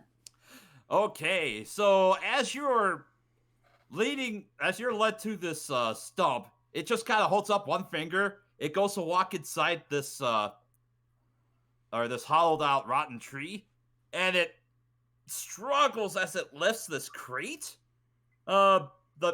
It's a crate that has it looks like there are 7 bottles in it. And as it struggles to make its way towards you, it then sets it down in front of you. And then it holds its hands up. All right. Enoch will take the chest, and then he'll kind of look at the grung, and then he'll be like, he'll point to him, and then he makes the 2 fingers for legs walking off and just kind of be like, then just wave him. All right. Roll a performance check for me. Oh, great. Well, here goes charisma cast. Oh, nat 20! Nat 20 for a total of 23. It looks around. It looks like it goes to squat a little bit, but then it begins to take off and it just leaps up into some trees and it begins to disappear out of sight. I knew learning from goblins would come in handy one day. Take that, old Joe. Oh no, rest your soul, Joe. Damn. Well, But you Enoch didn't has speak a... Common. Oh, sorry. That's fine. was gonna say Enoch has a promising career in shadow puppetry after this. Just dancing lights behind him. It's a rabbit. I made a bunny. Did he give us more alcohol? I don't know. I think we should go show these to Dan because he knows stuff about potions and whatnot. Okay. Okay. So what does the rest of the party do while they go off? Because this takes about... Oh, this is going to take a while, like about 40-45 minutes while they going off following this frog. What time of day is it? It's early in the morning. It's probably maybe like an hour or two since you guys had set off from camp. I'm harvesting grung poison. Okay. Go ahead and make a survival check for me there, Dan. Can I use my poisoner's kit? Yeah, I'll allow, You know what? I'll allow you advantage if you use your poisoner's kit. All right. What stat should I do with the poisoner's kit? Intelligence, wisdom? Wisdom. Okay. Damn. Well, it's Nat advantage. one. Actually, wait. I have inspiration. I could use that to do it again. You could Did I? use inspiration, yes. So 21. All right. So, yeah, you do manage to get... you managed to get 3 vials worth of grung poison. Just going around, and you actually see this kind of black film that's on various parts of the grung's body. Just taking the stuff off of that, you managed to get, 3 vials worth off of it. I had 3 vials exactly. That's perfect.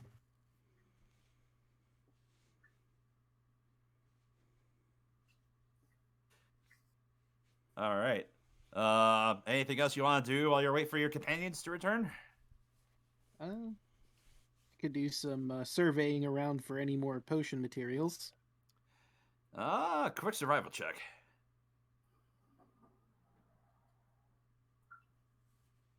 10. Between trying to get the poison off of the grungs and be able to make your way around there, you don't really notice anything out of there. Let's see. Kawasha is just, takes off the arrow that was in him and kind of looks to Kupalue and then looks at everyone else. This is getting rather degrading at some point. Dealing with all this danger, I'm always the first one attacked. I need to get into a better habit of casting bark skin on myself. I mean, you are up in the front. It would make sense to go in as hard as you can. But bark skin only lasts so long. It gives you only an hour of protection. Well, at this point, Enoch, Wick, the two of you return. Well, we got some mysterious liquids. Fun! I've got some grung mucus. Why? Because it's poisonous and can coat a weapon. Huh. Ew. Yes, gross, but useful. Well, why don't you take a look at this? If these are healing potions, that'd really help us. Then we'll look at the potions and see what he can identify. Make an Arcana check. I'd say with advantage, given your line of work. 20. Yep, you look at each and every one of these potions. Yes, these are all potions of healing. Ew. You Right have on the 7 money. potions of healing. All right, so that's like 1 for each of us. Plus Oh, 2. So probably the squishiest take another. well, I definitely would give 1 to at least Kawash after what happened. Oh, you know what? That's fair. That is very fair, yeah. He'll gladly take it and drink it. All right, so I'll at least write down 1 potion for me. Same. Same. He looks a little better after taking that. Thank you. I did not expect to see a grung. Usually they travel in larger groups. It makes me wonder what happened to theirs. Perhaps Well- they got separated? It is that, or we have already seen that they are not very good at fighting. Maybe they tried to pick on other people. And failed That at may- that too. That may very well be. So then let's just operate under the assumption that there's something more dangerous than frog people ahead of us. Probably be the Agreed. smartest idea, yes. And it's 2d4 plus 2 for the potions, right? Yep. Okay, cool. I marked it right. While we're not in combat or anything, Din's gonna hand the poison vials over to Elise, because probably the most useful to her. Yeah, but she'll take them.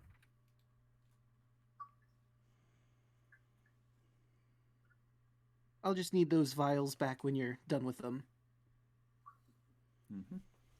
All right. Aside from that, let's see. I just gotta roll.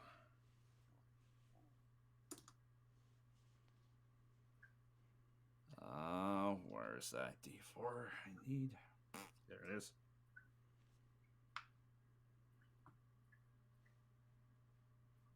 And is it an action or a bonus action to apply the poison? I believe it takes an action to apply poison.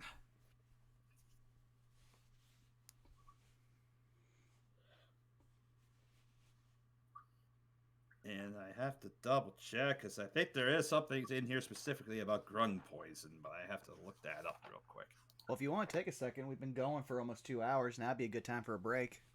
Yeah, plus it gives me time to potentially set up for the encounter. So yeah, let's go ahead and take 5 quick. Oh boy, spoilers. Oh, hey, at least our first fight today went better than yesterday. Oh, by Yeah. a long Yeah. shot. I will be right back, chat. Yep, same. I'm gonna go get some water. I'm gonna do the same, actually.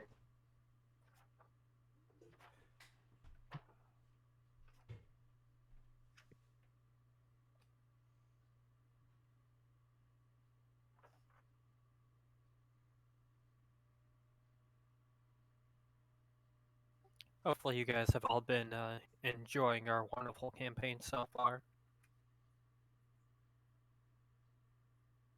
Oh, yes.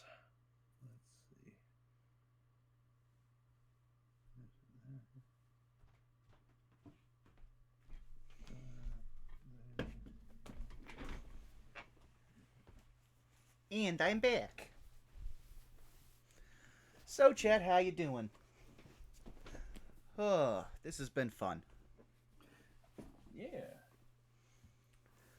Also, let me try to think here. I know I've knocked out a few more homebrew. Let's see here. I went over Arcane Archive, Infernal Huntmaster. I think that's basically everything until the one I just started on, which, hey, do you like portals? Do you like other planes? Well, guess what? Soon you're going to have all kinds of things you can do as the Conjuration specializing artificer, the Arcane Traverser.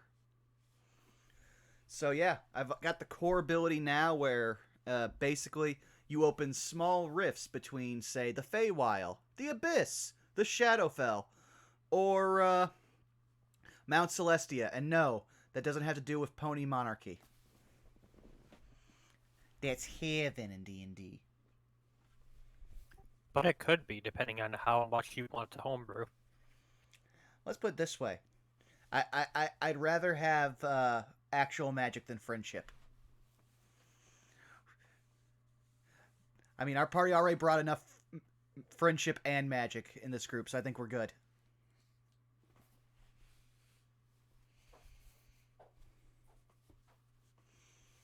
I have returned. Welcome.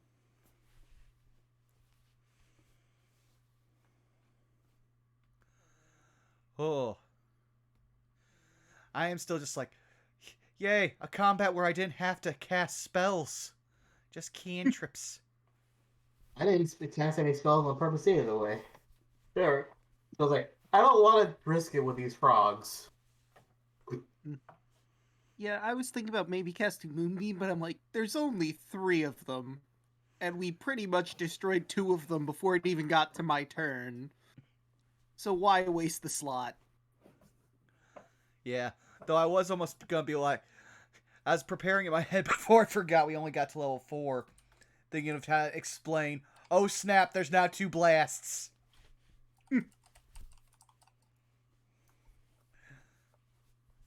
Luckily, Roll20 accounts for that, so I don't have to always mistake.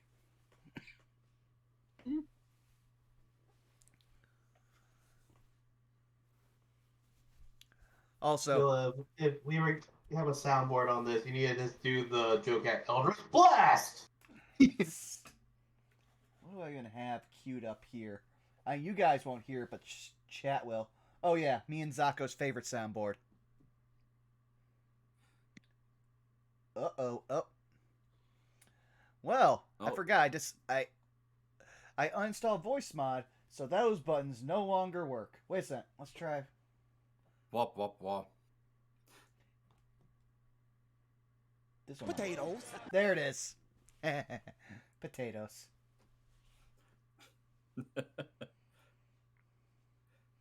Then also my other favorite. This one's just gibberish, and again, you guys can't hear it, but at least chat will have this fun. I bought a lifetime supply of toilet paper thinking I was saving money, but then I left it out in the rain and the crows got it, and now I'm back to square one. I love Internet Historian. And no, not that kind of potato, L Robot. We're never going that way. I am too Irish to accept that. I had to check out stream just so I could hear that. I'm glad I wasn't the only one that did that, because I was like, that is beautiful. Yeah, no. Say it 3 times and you'll summon Ed. Oh, let's not. I already spent enough time with him this weekend. Oh man, I haven't talked to Bosco in a while. I need to freaking give him a poke sometime. Yeah. Same. Especially The elusive Mothman. Yes. Yeah. I was hanging out in stream with Mark the other day where Bosco jumped in for some basketball, and that was a fun stream. If you haven't checked out Aeon Protect Gaming, go check out their latest VOD. That was a fun stream. Yeah. Mark's a good bean. Yeah, it is. And yeah, as somebody that also watched the breakdown, Mark was just spiraling into a pit of anger with just everything going wrong with 2K. Oh yeah, no, that was the best part because I finally got to go to him. So now you know what it's like to watch the Ranger Nat 20 its death save during a death pool. Huh, Mark? Yeah, welcome to where I was 3 weeks ago. I was robbed.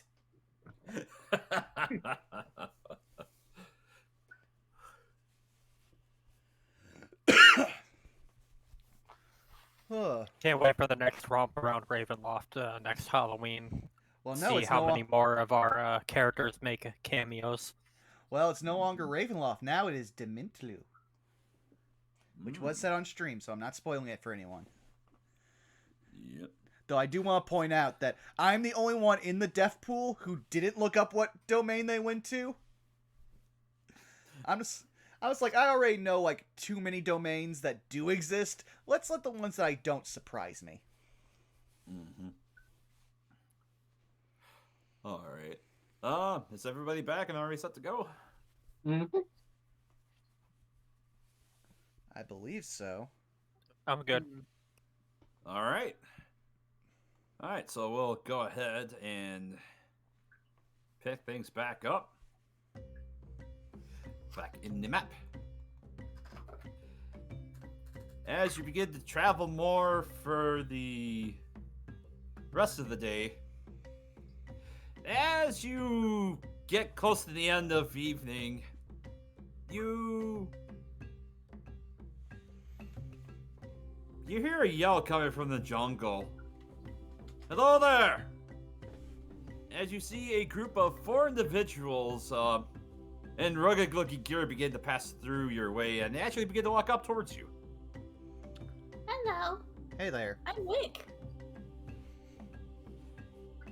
Ah, hello there. So nice to meet you. They kind of look to each other and say, not having any difficulty, are you? Not today. Well, that's comforting to hear. The wilderness can be harsh.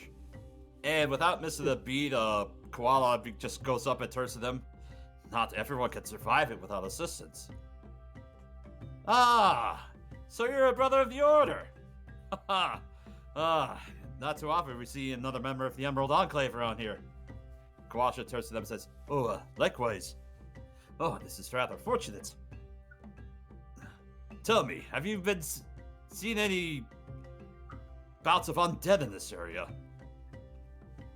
Not really until you get across the river, but once you make your way past Shoshanshar or make your way down towards Camp Righteous, it seems like they're more prevalent around there. Well, we happen to be heading that way. Oh. Just be careful around there. I know it's been a couple of months, but there's an encampment of the Order of the Gauntlet that was camped there, and apparently a massive wave of undead besieged the camp, and what survivors were killed fled further into the jungle to escape. That's what we heard, but right now, for at least our job, it's as good a place as any to take a look around and investigate. Maybe some strength in numbers might do us good for this. You gotta come with us on the way. Roll a persuasion check for me. I'm actually proficient in that. He says getting a 10. They look at each other and they ponder for a little bit, but they think, well, we've been investigating a couple of other things. Various goblin encampments that are supposedly around here as well. But, as much as we'd like to, I think we have other matters to attend to. Goblins. Are these the nice goblin types or the more feral types? Kawasha just turns and says, well, they're probably Batiri. That's what we call the local goblin tribes, are Batiri. Good to know. They about as welcoming as the Grongs. Definitely not. The members of the Emerald Enclave turn to each other.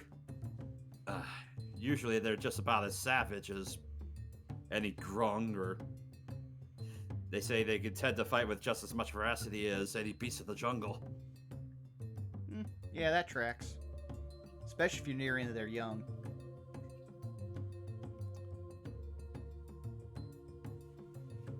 Can I insight these guys just out of curiosity?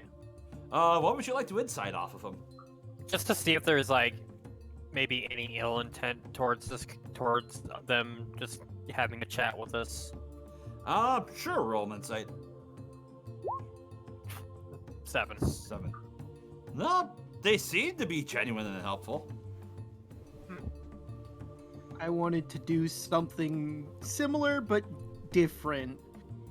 I'm going to use Moonlight Illusionist. Gives me advantage on investigation checks to discern the true nature of an illusion or whether or not a creature is in its true form. So I'm going to do an investigation check to see if there's some magic fuckery going on. Okay, sure. 22. 22. Yeah, as you're looking around these individuals, they just kind of awkwardly stare at you as you kind of look around. You look, you smell, you kind of touch them a little bit. They're obviously real. They look like, they are who they say they are. Okay. Is your friend all right? Does he normally do this? He don't get out much. I am not a people person. I don't know boundaries that well. Sorry if I offended. None taken, I suppose.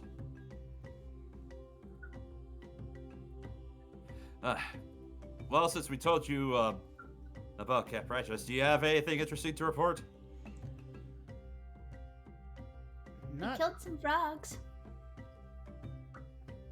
Kind of points off to where the bodies of the grungs are at. Rather unfortunate. Though at least it was in self-defense. As much as we tend to shy actively killing the local residents, if it is in self-defense, I suppose. The law of the jungle is survival of the fittest. well, we They did let definitely both- run in. Go ahead. I was just gonna say, well, we let one live. Like, they attacked us, but it was only about 3 of them, and once the other 2 fell, he kind of saw reason. So, Thank goodness, because I really don't like killing sentient beings. It's especially weird considering you and he points to Kawasha as are traveling with that, as he just kind of looks down at Kupalue. Oh, Weed is my friend. He has helped me out through thick and thin, and I have helped him. As they kind of look up at you, normally the Batiri tend to be at odds with the various tribes, whether it be grungs or veggie pygmies, as he points to Kupalue.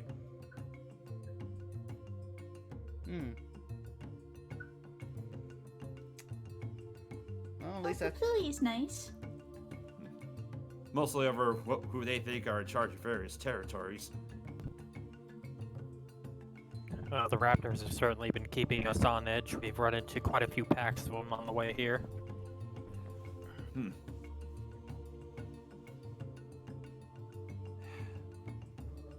That's not surprising, to be honest.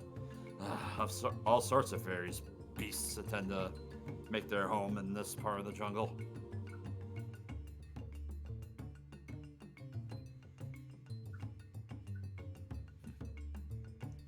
Do you guys want to say anything else to him? I'm tapped. Damn. Yeah, I think we're good. All right. They politely bow and they begin to set up further into the jungle at this point. Aside from that, nothing else happens on this day. Though Enoch will like turn over to Dan. Okay, Dan, I can get the whole personal space thing, but you just can't go around sniffing people. I was making sure that they were who they said they were. They were not a person covered with an illusion, nor were they a creature pretending to be a different creature. Did they at least smell nice? For the most part. Dan, so I've been messing with my magic, I guess. You know that thing that happens to my eyes sometime when I focus real hard? Right. You know I can kind of do that on command. If you want to find out if they are magic, you could just ask me. Oh, well, I guess, but I mean, that's one of the things I'm trained to do, to see through illusions. So, I mean, I guess it would be better for you to use your thing. I'm not discounting you. I'm just saying, you can't go around smelling people. That's odd. Right. At least ask first. I'll keep that in mind. Cool. Have you smelled us? Do we smell good?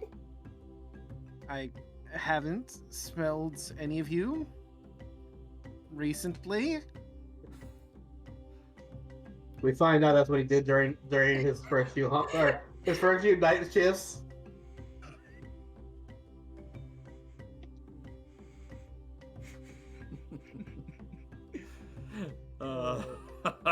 Just kind of a slow burner on that one. Not gonna lie.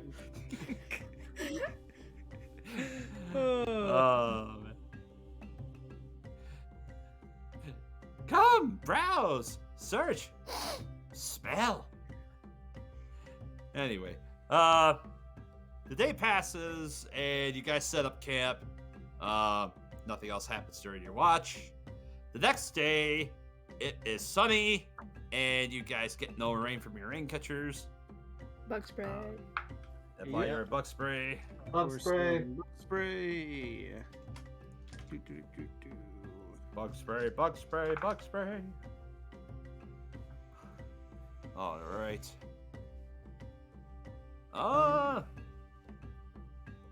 Chaco, I want you to go ahead and roll a percentile for me.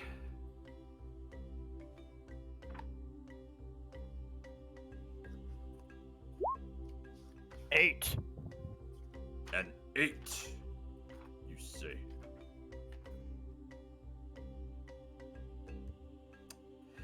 Interesting. Okay.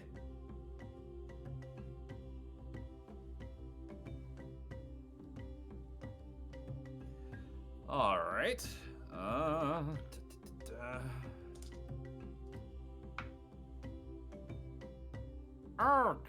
okay. Just gotta flip over the speech real quick. Oh no. Oh no. Oh yeah.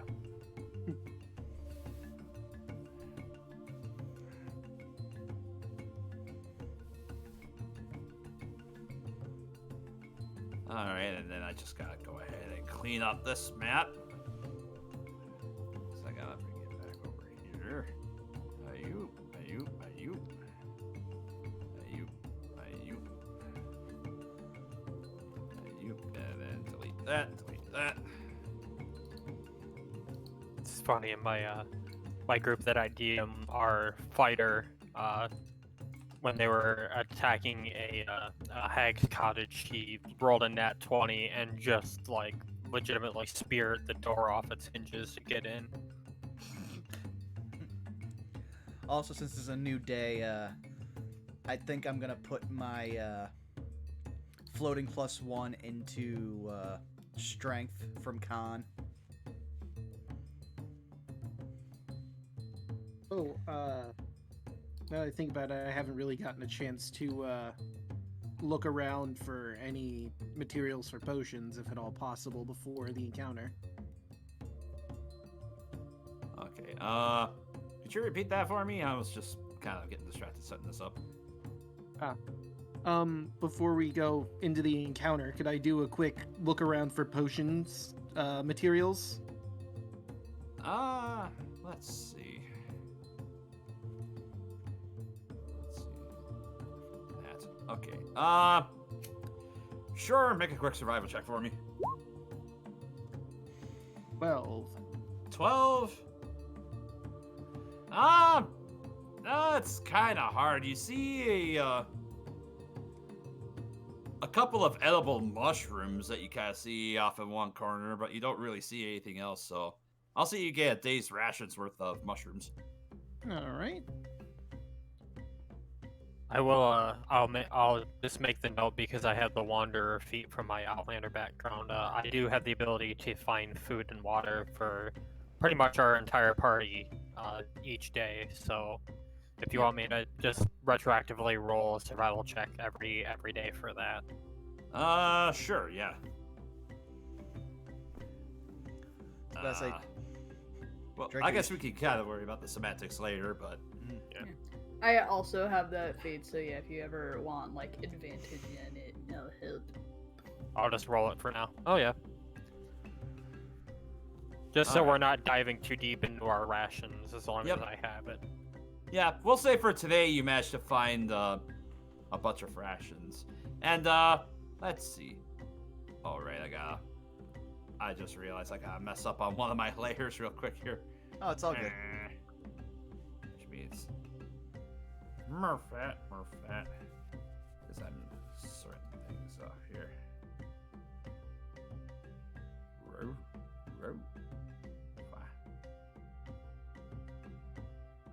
And I'll just save that off to the side just in case it's there. All right. As you're making your way through this patch of woods, or jungle, I should say, you're you hear some thumping and chattering and squawking. And at this point, I'm going to need every roll to roll initiative. Oh boy. Ooh. 19. 8. 17. 8.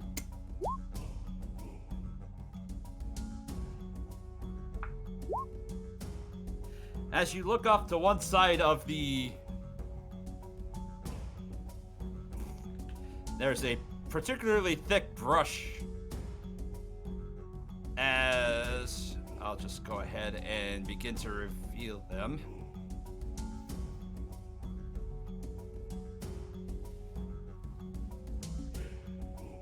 Crashing from the thicket, you hear their cries at first, but you see a large group of bipedal birds with a beak in an unmistakable shape of an axe as they begin to burst out of the bushes and begin to charge towards you. Oh, shit.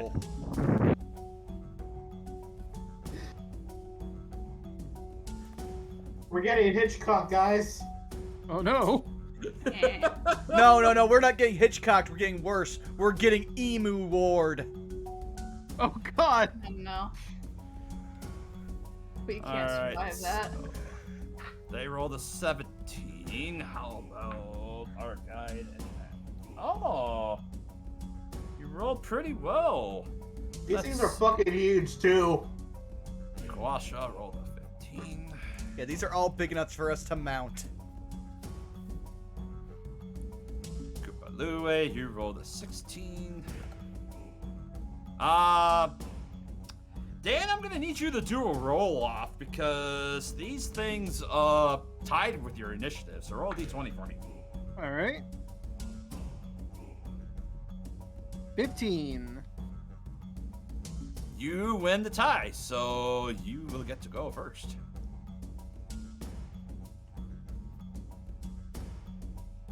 All right. Zettel, at this point, as you hear this cawing and squeaking and shrilling, you suddenly turn and bursting out from the bushes, you see a group of large birds begin to make their way towards you. What do you do? Shit. Immediately cast Shatter right here so we can hit all 4 of the ones I just pinged. Okay, that's going to be 4 sets of con saves for them. Do I roll the percentile? Or the D20? Yeah, roll your d20 for your Wild Magic Surge. Oh no. 17! You're fine. All right. That'll never not activate my anxiety. That's kind of what I was going for. Holy shit! Wow. Okay, 2 birds pass and 2 birds fail. We'll say the 2 that are still slightly in the bushes pass, and then the ones that are in front fail. So the ones that fail take 13 points of damage. The ones that succeed take 6.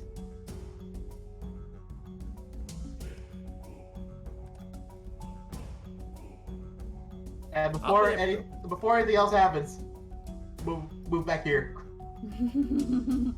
Because otherwise I'd be right in the thick of it. I'm like, I am not doing this again. All right. Zetto, it's now your turn. Okay. I just went. Or Enoch. I'm sorry. That was your turn, Zetto. Now it's Enoch. Yeah, just unintentionally, let me double check and see what this action is. And it's new spell! Ah, okay. It's a bonus action. Bonus action. So yeah, you'll watch as the glow on Enoch goes red. Immediate danger. Extricating. As 1, 2, 3, 4, 5, 6. Okay, got it. Oh, forgot. How do I do the arrow? Oh, there it is. Yeah, 1, 2, 3, 4, 5, 6. And Enoch just teleports over here. Into the brush. Okay. Oh, that's brush. Oh, oops. Yep, that's brush right there. Well, yeah, I guess that's what happens. I'll commit to it. For the thick of it. Into the thick of it. Into the thick of it. To be fair, Episode his title, Into the Thick of It. I mean, it's better than what I put for us, which let me double check. What did I say for the stream? Oh. Yeah, it would help if I could bring stuff up. Oh well. Survival of the Witless. Oh yeah, that's it. I remember I was proud of that.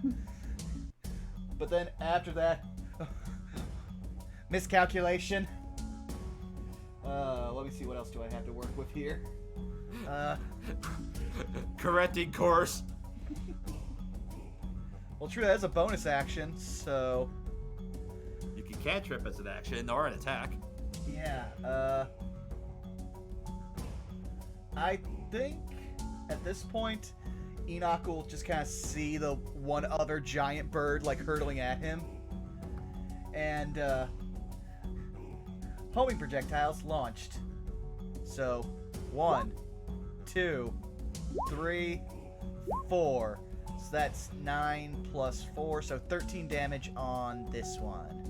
Well, the thing is, you use your bonus action for casting the spell. Oh, Misty you're right. Step. Oh. So you could do an Eldritch Blast or an Eldritch Yeah, Blast to all right. shoot him. I'll come out blasting. 24. That absolutely hits. Go ahead and roll damage. 4. All right. Anything else for your turn then? No, at that point, like, miscalculation, recalibrating. All right. Dan, it's now your turn. So, just a quick question before I commit to what I want to do here. Do I feel like I could potentially tame one of these with a ration, or are they too aggressive and clearly wanting to eat/attack us? If you want to spend an action, I'll allow you to make both a nature check and an insight check against these two. I'm gonna do exactly that. So 16 and nat 20 Okay. for 21. Well, you recognize these creatures as axe beaks. They are bipedal, large-sized birds. They have been known to be used as mounts for various creatures. As far as insights, these ones seem particularly angry. It may take some time to tame them, but through enough effort, it may be possible to do it. With this group, it might seem like it'd be pretty hard. Gotcha. Alright. So probably not in the cards for right now. With that, I'm probably just gonna back up a bit. And because that was my action, I guess is my bonus action, I'm gonna make sound like roughly over here that there's a dinosaur heading this way. Probably an Alistor. To try and freak him out. Okay. Which will now bring us to the Axebeak's turn.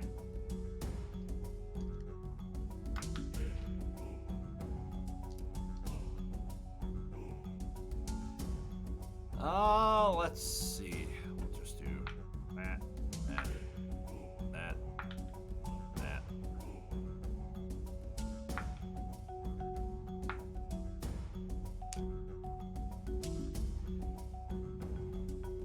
Well, you made a sign that looked like that came from this way. Well, the good news is the Axebeaks don't begin to immediately run towards you. However, they do make their way to about here. That one will run to about there. That one will run the Koopaloo way. This one begins to dart 5, 10, 15. Oh no, I made it sound like it was coming from up here. Oh, up there. Okay. Well, Yeah. they'll begin to move down then, if that's the case. Oh no. That's... Enoch, you'll get an attack of opportunity if you wish, as this one attempts to leave your space. Sure. 1 second, gotta get to the right page. 19 That'll hit. for 6. For 6. Okay. Yeah, that was definitely beginning to look rough. And these two will stop and begin to run the opposite direction. And this one will run straight up towards you. Oh no, I made it mad. So, Wick, you're gonna get 2 beak attacks against you. I'm gonna get heckin' bonked. Real quick, I'd like to think that they're making the sound from that Kevin made from Up.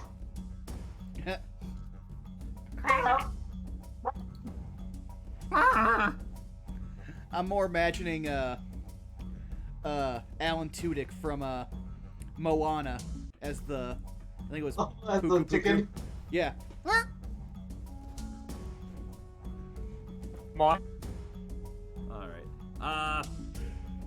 So, Wick, I have 1 attack at a 16 that hits. Yep. For 7 slashing damage. Okay. Yuki's gonna take 1 attack. That's also a 16 to hit. For 10 slashing damage. Well, bye, Yuki. Baby, no. Yuki, no!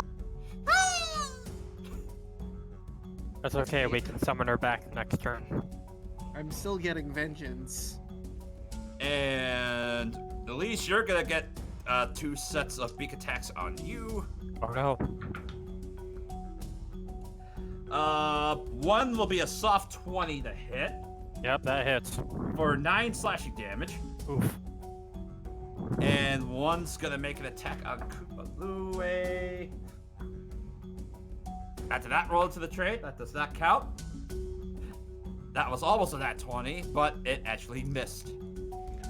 Oh, phew. And Enoch, the 1 attack against you. That's also a soft 20 to hit Oh no. for 9 slashing damage. Oh, that's a lot. And that brings us to Koopalue.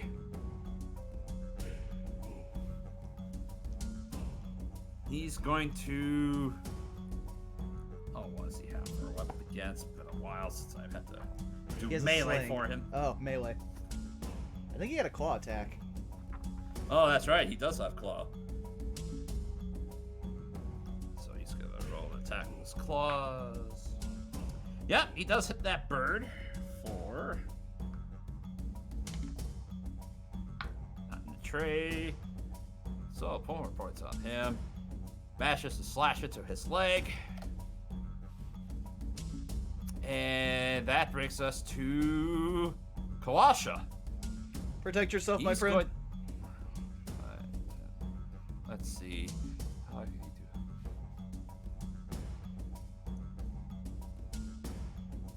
Kawasha, seeing how you're a little more in danger, Wick, is going to move down to here. And he's going to do, for the first time in the stream, he's going to cast Thunder Wave Ew. as he targets it to hit the 2 axe beaks in front of you.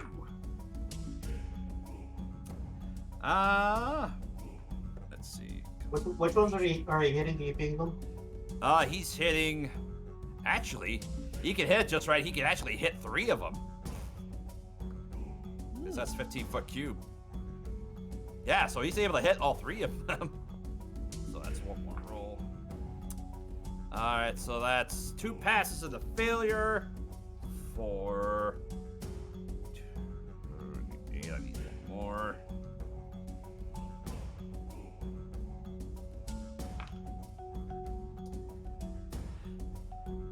Yeah, this one right here, kitty corner to you drops.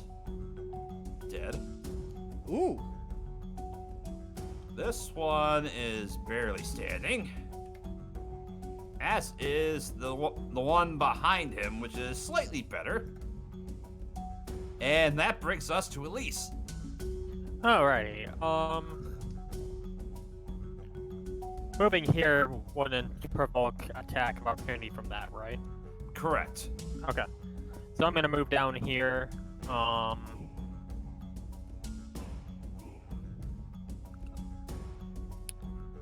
Let's go ahead and bonus action Hunter's Mark this guy right in front of me. Okay. And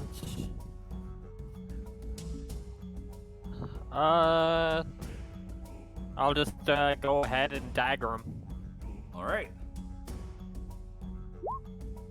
Oof, 9. 9 will miss, unfortunately.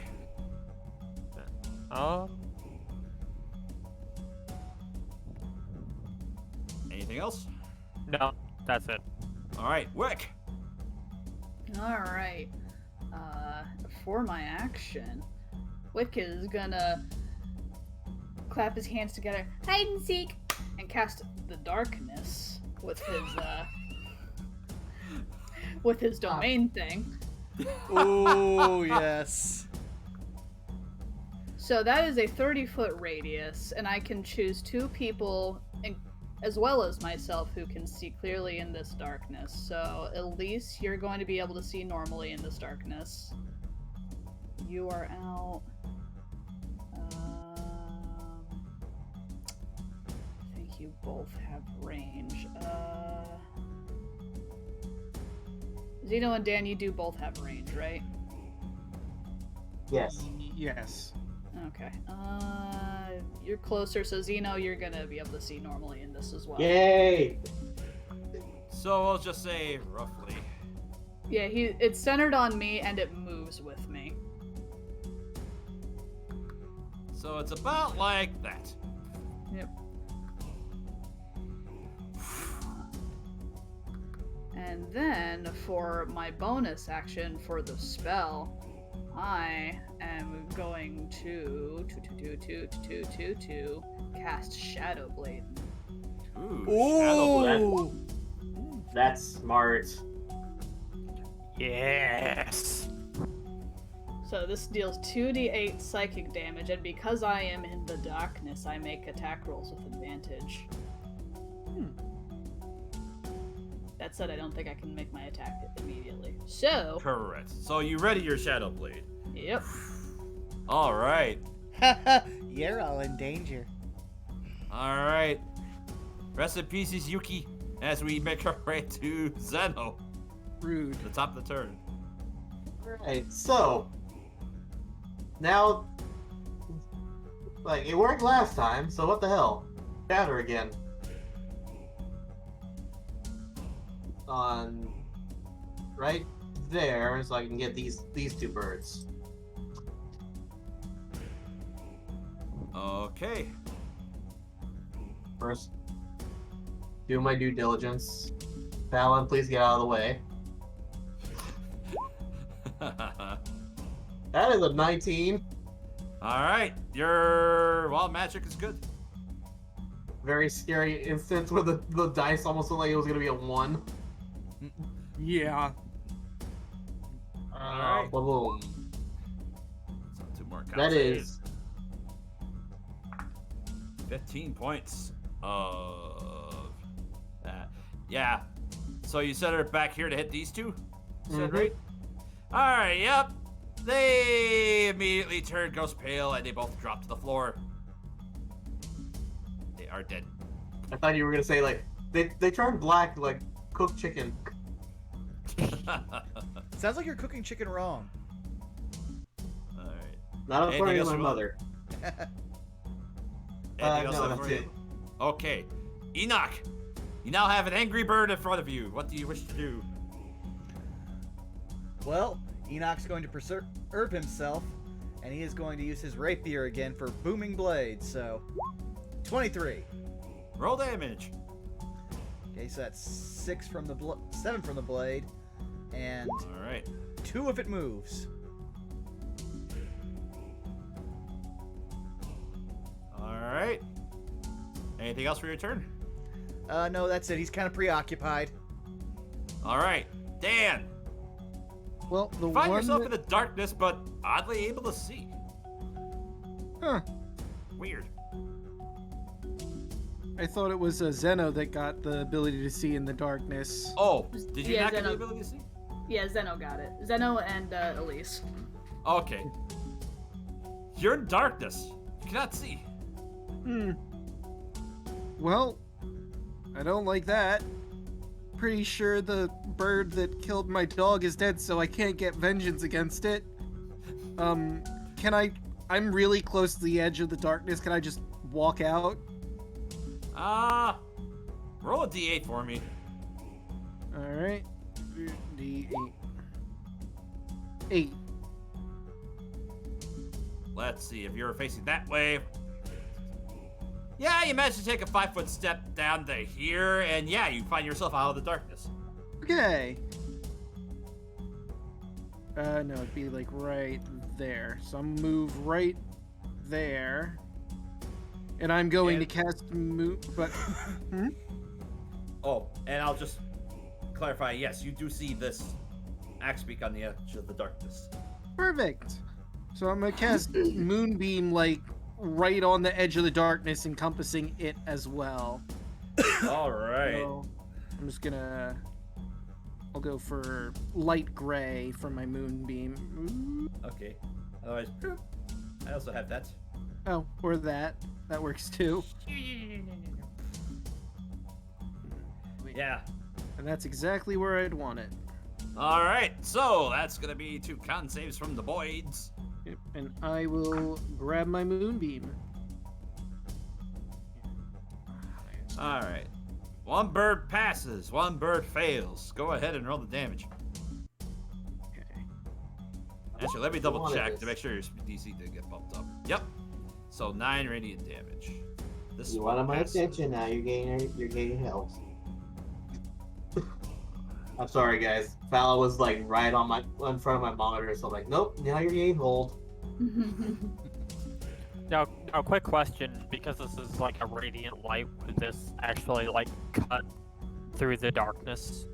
Let me double check. Yeah, I was wondering that. Does your ability allow magical darkness to permeate it, Vaughn? I didn't take that fully into effect. If it's magical, this is a 2nd level channel divinity. Channel divinities don't typically specify, especially since I base this one off of the Twilight domain. So it's hard to say because there wasn't anything off of what I based it on.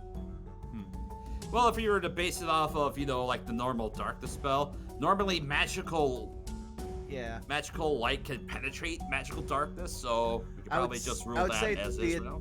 Yeah, I was about to say, like, it's up to you right now as the DM because it's a channel divinity, so just figure out what would you equate that in spell slots because it's a 2nd level for Moonbeam. That would dispel a normal darkness spell. Yeah. It's just that it was just in that little corner you just see a beam of light there. Okay. So that's about all I'll say for that, for just that 5-foot radius. And I will use my bonus action. I'm going to be using one of my jinxes here on the... which bird is the one that failed? Above game, it's the one you don't see. Currently. You're only able to see this bird outside of the darkness. Okay, but with the Moonbeam, can I see in the darkness? Because you said that little segment. Oh, right. Yeah, you do manage to barely catch the glow of something else in there. Then that's the wrong file. There we go. Dan's gonna look at the bird that he can see within the darkness, and he's going to crush his hand and say, Cloudus. And as a bonus action, I'm casting Cripple. Its movement is now reduced by 20 feet. Well then, okay. I'll be sure to note that. With the snail icon. And I'm also imagining fiction when he crushes his hand, like it hears a cracking in one of its legs. My leg. All right. Shut up, Craig. Next up will be the Axebeak's turn. Let's see. Since they start their turn in that, they gotta make more con saves. That's cocked. That's not even the tray. That's also cocked. The one inside the darkness passed, and the one outside of it failed. So go ahead and roll damage.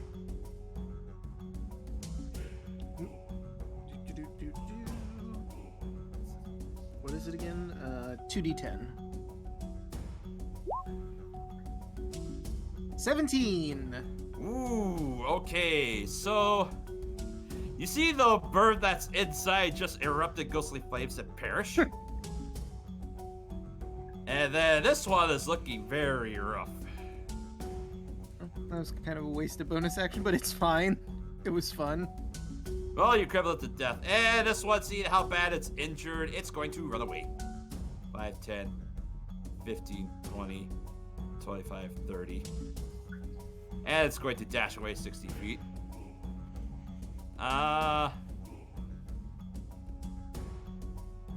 What's this one that's right next to you?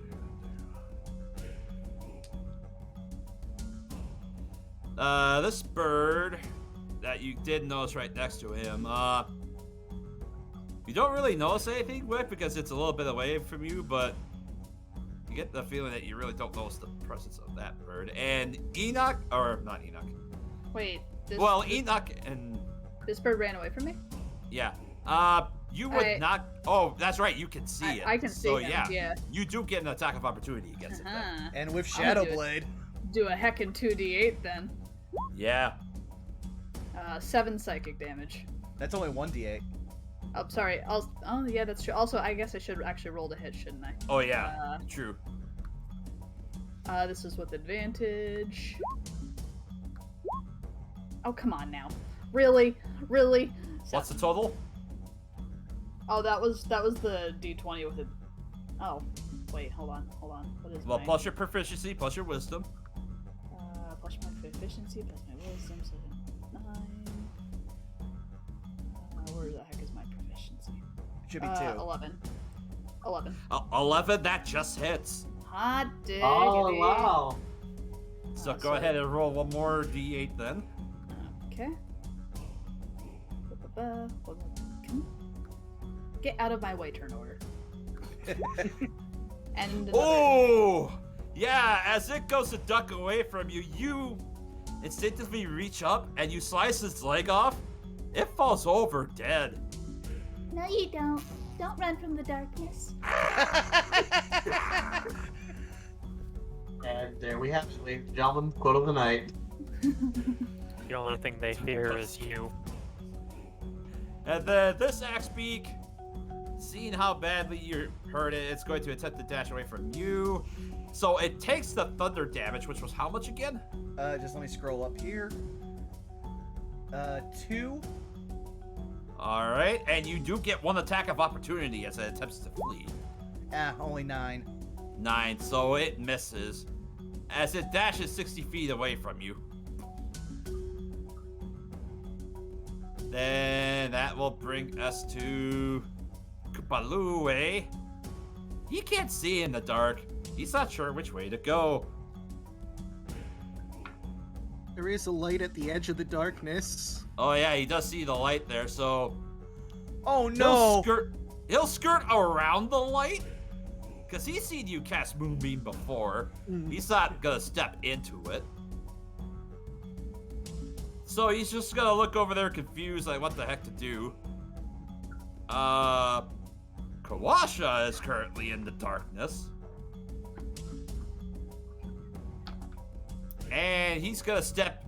You see him stumble in front of you, Wick? As he attempts to try and find his way around. He doesn't... Thankfully, doesn't trip over the carcass of the axe beak in front of him.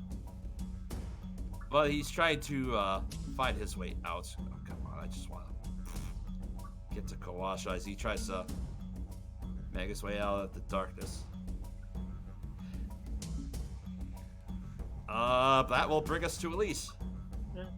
Are these boys back here still, these boys back here, for the sake of things, still on the map? Unless you want to pursue them, then, actually, you bring up a good point. Yeah, this will actually be a good place to call combat. Yeah. Alright. and you hear more squawk go. As you hear them begin to run away. Well played. Family couldn't have kept a few. Could have used them as mounts. I would have named mine Alphonse. Yes, but they killed your dog, so I think it's okay. Puppy, Well- I'm sorry I failed you. I wish I could heal you, but he's dead. I'm so sorry. Dan puts a hand on Wick's shoulder. It's okay. I can bring her back. Dan's gonna begin ritual casting Find Familiar to try and bring Yuki back. All right. It takes you an hour, but yeah, you do manage to summon Yuki back, and she appears in a puff of smoke in front of you. Where'd it go? Where'd it go? Battle's done. Oh, Rick, hi. That was scary. Big Bird did a lot of stuff to me. I don't want to deal with that again.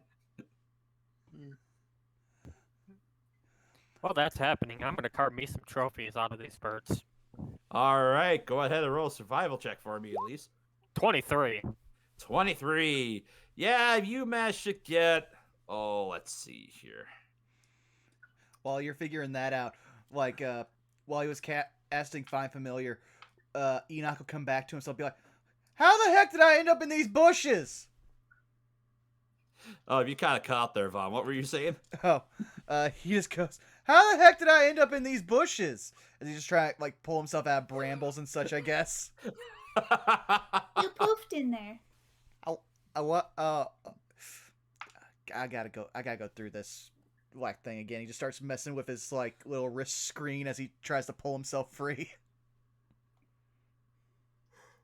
All right. While you're doing that, at least you managed to procure 2 axe beaks, or axe beaks, and you also have 5 talons.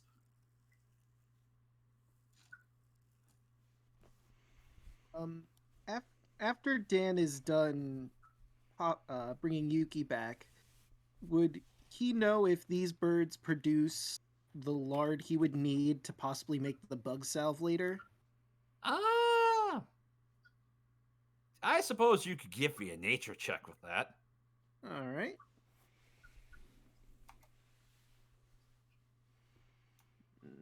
Nature. 11. Well, they seem like pretty big birds. You suspect you might be able to. Worth a shot. At least while you're carving them up, could you see if you could get some lard out of them? Might be able to use it for bug salve later. Would I be able to get that with my check? With your check, let's see. Yeah,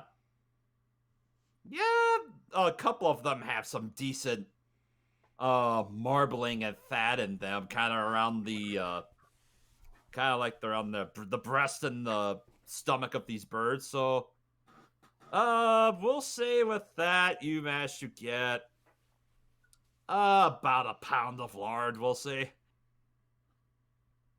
Yep, I'll hand it over to whoever was it asked. Dan, I asked. She'll hand it over to Dan.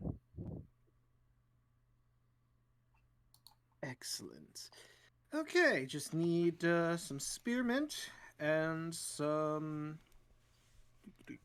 Looking at my notes again to make sure I have all the ingredients right. And some fleshwort, and I should be able to make some bug salve. Well, that's good to hear. How's everybody doing? Okay. I Yeah. got a little boo-boo. If anybody's hurt, I can heal them. I mean, I took a little bit of scratch, it looks like, but I'm pretty okay. Kawasha and Kupalue look fine.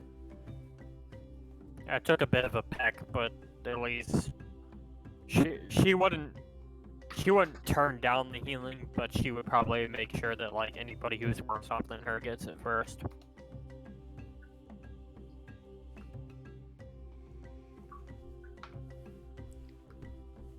I was about to say, I guess. Elise is the winner. Okay. Healing word. You get 6.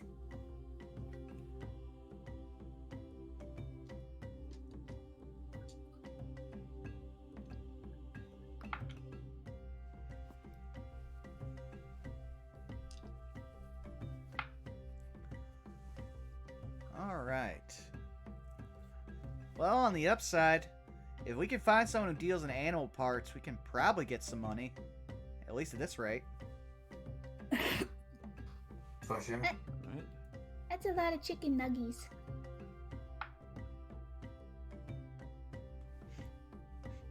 I mean, yeah, that's like roughly a man. Wow. I never thought about having your weight in chicken nuggets. I was gonna say, like, for the Sounds sake of divine, actually. rations, would I be able to get any like meat out of the birds also? Yeah, we'll say you managed to get. Oh, let's see.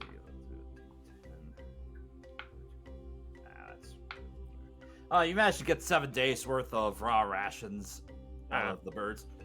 That's probably pass like 1 ration to each of us, including Kapue and Kawasha. Okay. Okay, no joke. I'm gonna put it in journal, the meat, or the picture that popped in my head. So we all get 1? Yeah, Okay. it's just 7 days worth, so basically 1 day per person. Yeah, that's the picture that popped in my head. That's a lot of chicken nuggies. If you don't know who that is, that's Jack Patello from Achievement Hunter from Rooster's Teeth. Mm-hmm. That was when he was young, like the bachelor party he was at for a friend of his. Got like, I think he said like 400 chicken nuggets. Damn, dude. That's a lot of sauce needed for that nuggets. Yeah. All right. So, as you guys,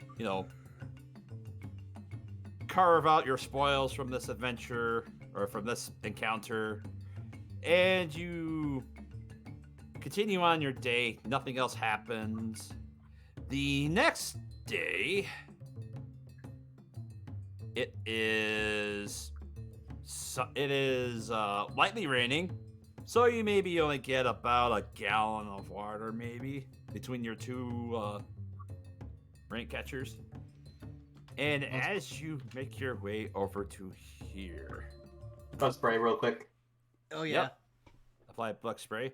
Also, we are not in want of fresh water now. We have all the fresh water. So much fresh water. Where's the book? I need to read things.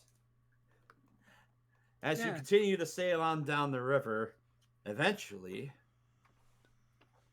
you come upon the site. Oh no, I see feet. Oh, great. We found the lost temple of OnlyFans. Oh no! Oh, no wonder they abandoned it. Yeah, no, honestly, I don't blame them. Well, look, not only is there feet, but there is a suspiciously phallic-shaped black object in the middle of it as well. Yeah. Right? Yeah. So, Just saying. just for clarity, as you guys are sailing down the river from this direction, you come upon an abandoned riverside camp strewn with wreckage. The tents are moldy and tattered, and all the permanent structures appear to have been burned to the ground. 2 intact rowboats are tied off to a short dock.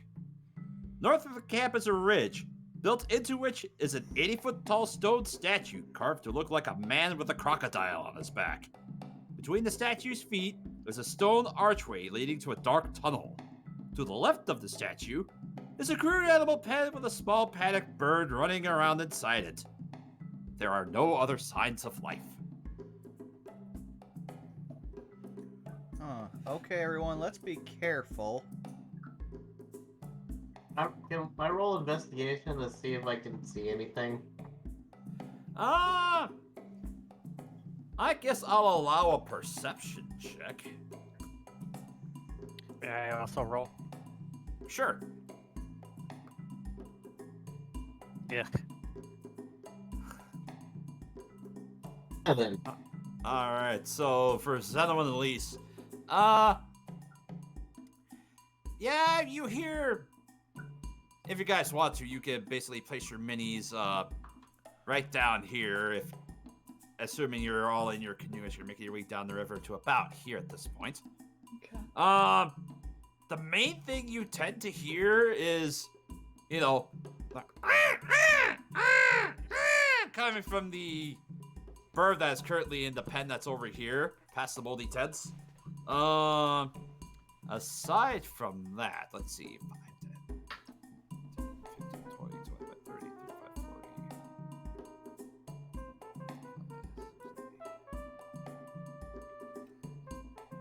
40. Elise and question. Wick, do you have... Actually, you wouldn't be able to see much behind this old tent, so... Never mind. Yeah, aside from that, you don't really hear much of anything else, really. We could ask the bird what it's seen recently. Again, I can talk to animals, so... Is this Get one a gonna be report. nice?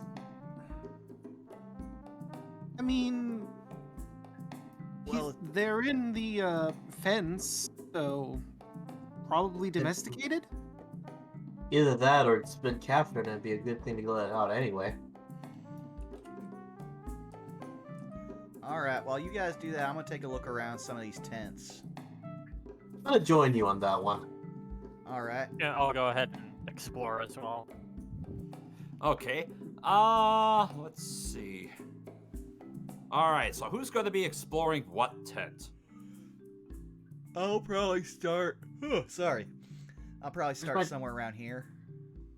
I don't see my thing. You have to Let's- pull your own one over. Go to your character sheet and just pull your name onto the map. Yep. Oh, okay. I was like,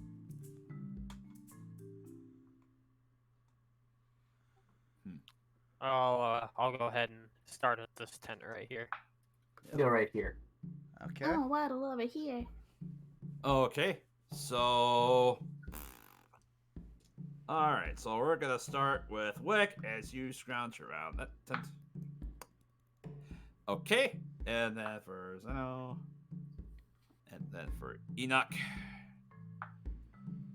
And then for Dan. So, Dan? Yes. I was gonna say, are you two investigating this tent over here, or where are you two going? Oh, we were gonna talk to the bird and see if it could give us a report on everything. I have Okay. speak with animals, so I'd cast that as a ritual. All right. Wick, as you're scratching around this tent over here, you manage to find a snake. A snacky. Does it look like an aggressive snacky? Roll an insight check. Alright. Is it a danger noodle? Please let it not be a danger noodle. Are you a spicy spaghetti? Starts talking like Chris Pratt. Yeah, as you basically going to lift up this, this one flap on this tent, and as you look, you see the snake. It immediately begins to coil, and it looks like it's kind of being standoffish. What do you do? Oh, you are a spicy spaghetti. Let's see. Hold on. I think I might have something for this. Do I have this prepared?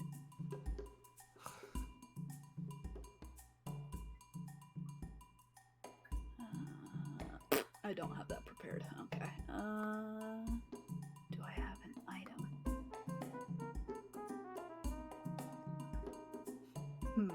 You know what? I think I have thaumaturgy. I think I can make a noise with that, right? Check.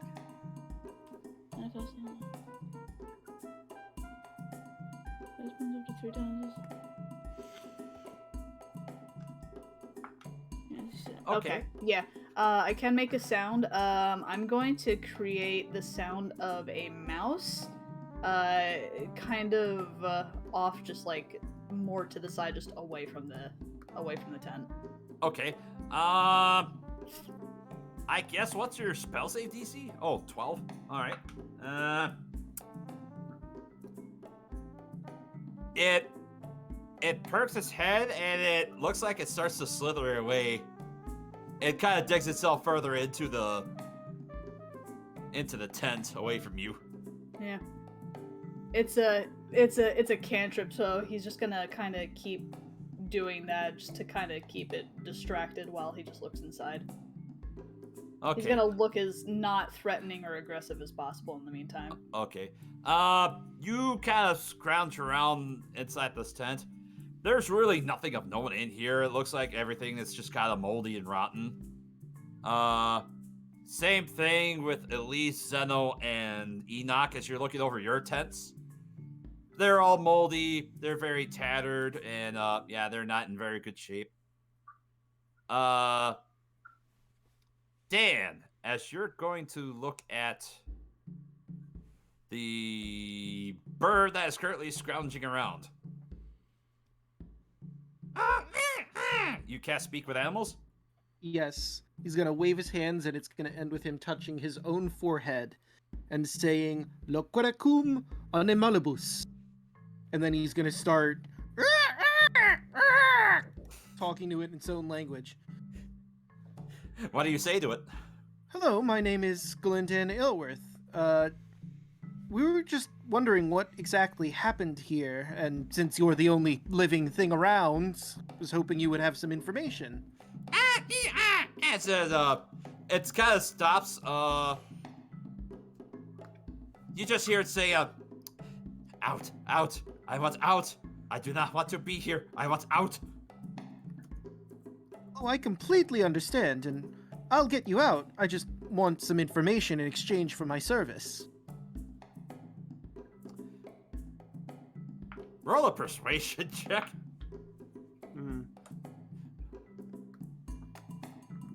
Persuasion.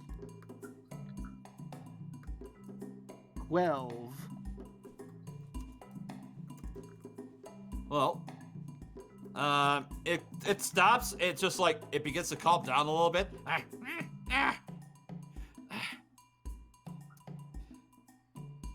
I was running around with my friends, and I got lost, and then I got stuck in this pen, and then I just want to get out. I just want to get out. This place been here for a long time, but nothing else here. So you recently got here. You're not from before the camp fell into E-Gestures, this state. Yes, this has always been this way. Alright. Dan's gonna go over to the gate, see if he can get that open. Okay. Let me double check that. The gate. There you go. I put a thing in names. Just enjoy that. Yes. Just yes. Yeah. Exactly. Hold on, I have to see this stuff.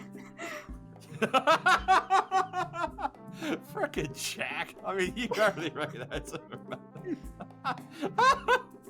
And you can't see what we're We laughing share that at. with the chat. Oh no, they'll see it here. But as it's simple enough. It's a simple latch that's on this gate. Oh. Do you open it? Yeah. All right. It walks forward. It just kind of looks around. Thanks, friend. Now I'm gonna go back to friends and family. No problem. Have a safe trip. Above game, is it the actual same type of bird that we were just fighting? Because that'd be kind of sad. So oh shit. I mean, above game, yeah, it did look similar to. It looked like a younger version of the birds you had thought earlier, the day before.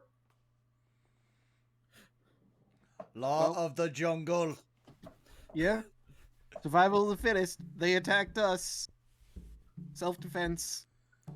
Godspeed, Hackspeak, Godspeed. Though, by that logic, the food chain goes Grung, Axebeak, us, Raptors.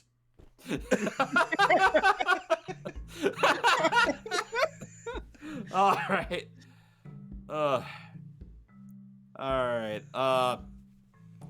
Kawasha, let's see. Zeno, you're kind of right over there. Kawasha just walks up to you and he kind of points. This is the house of the crocodile. I never thought I would see it. What's so special about this place? Well, it refers to an old legend. In the early days of the world, man stood by the banks of a river, frightened. Crocodile raised his head from the water and asked, "What troubles you, cousin man?" Man said, "I must cross this river, but I fear to enter the water alone because it teems with your brethren." Crocodile replied, "It's true, you will not be safe, but I will carry you across the river safely on my back, if you promise to return the favor." Man agreed, and Crocodile bore him safely across the river. When they reached the far bank, Man asked, "How can I repay you?" Crocodile replied, "I wish to see the realm of humans, but I fear to go there alone because it teems with your brethren. You must carry me on your back across your realm." Man had been tricked, but a promise is a promise. So he carried Crocodile safely on his back across the entire realm of humans, a journey that lasted many years. He also swore in his anger that never again would men and crocodiles be friends, and so it has remained to this day. Huh. Enoch will say haven't wandered down, haven't checked the tents since they're pretty empty. You think they would have learned to make friends over that entire time? Well, yes. At the same time, though, it's like carrying something on your back for that long. Probably you got tired of each other's company. All right. Or at least tired of telling the story. Well, as the party begins to kind of convene with Kawasha, Wick takes a step closer to what's inside the statue. One little piggy, two little piggies, three little piggies. Adorably counting toes on the feet of the statue. That is where we're going to have to end our session for tonight. Ah. Alright.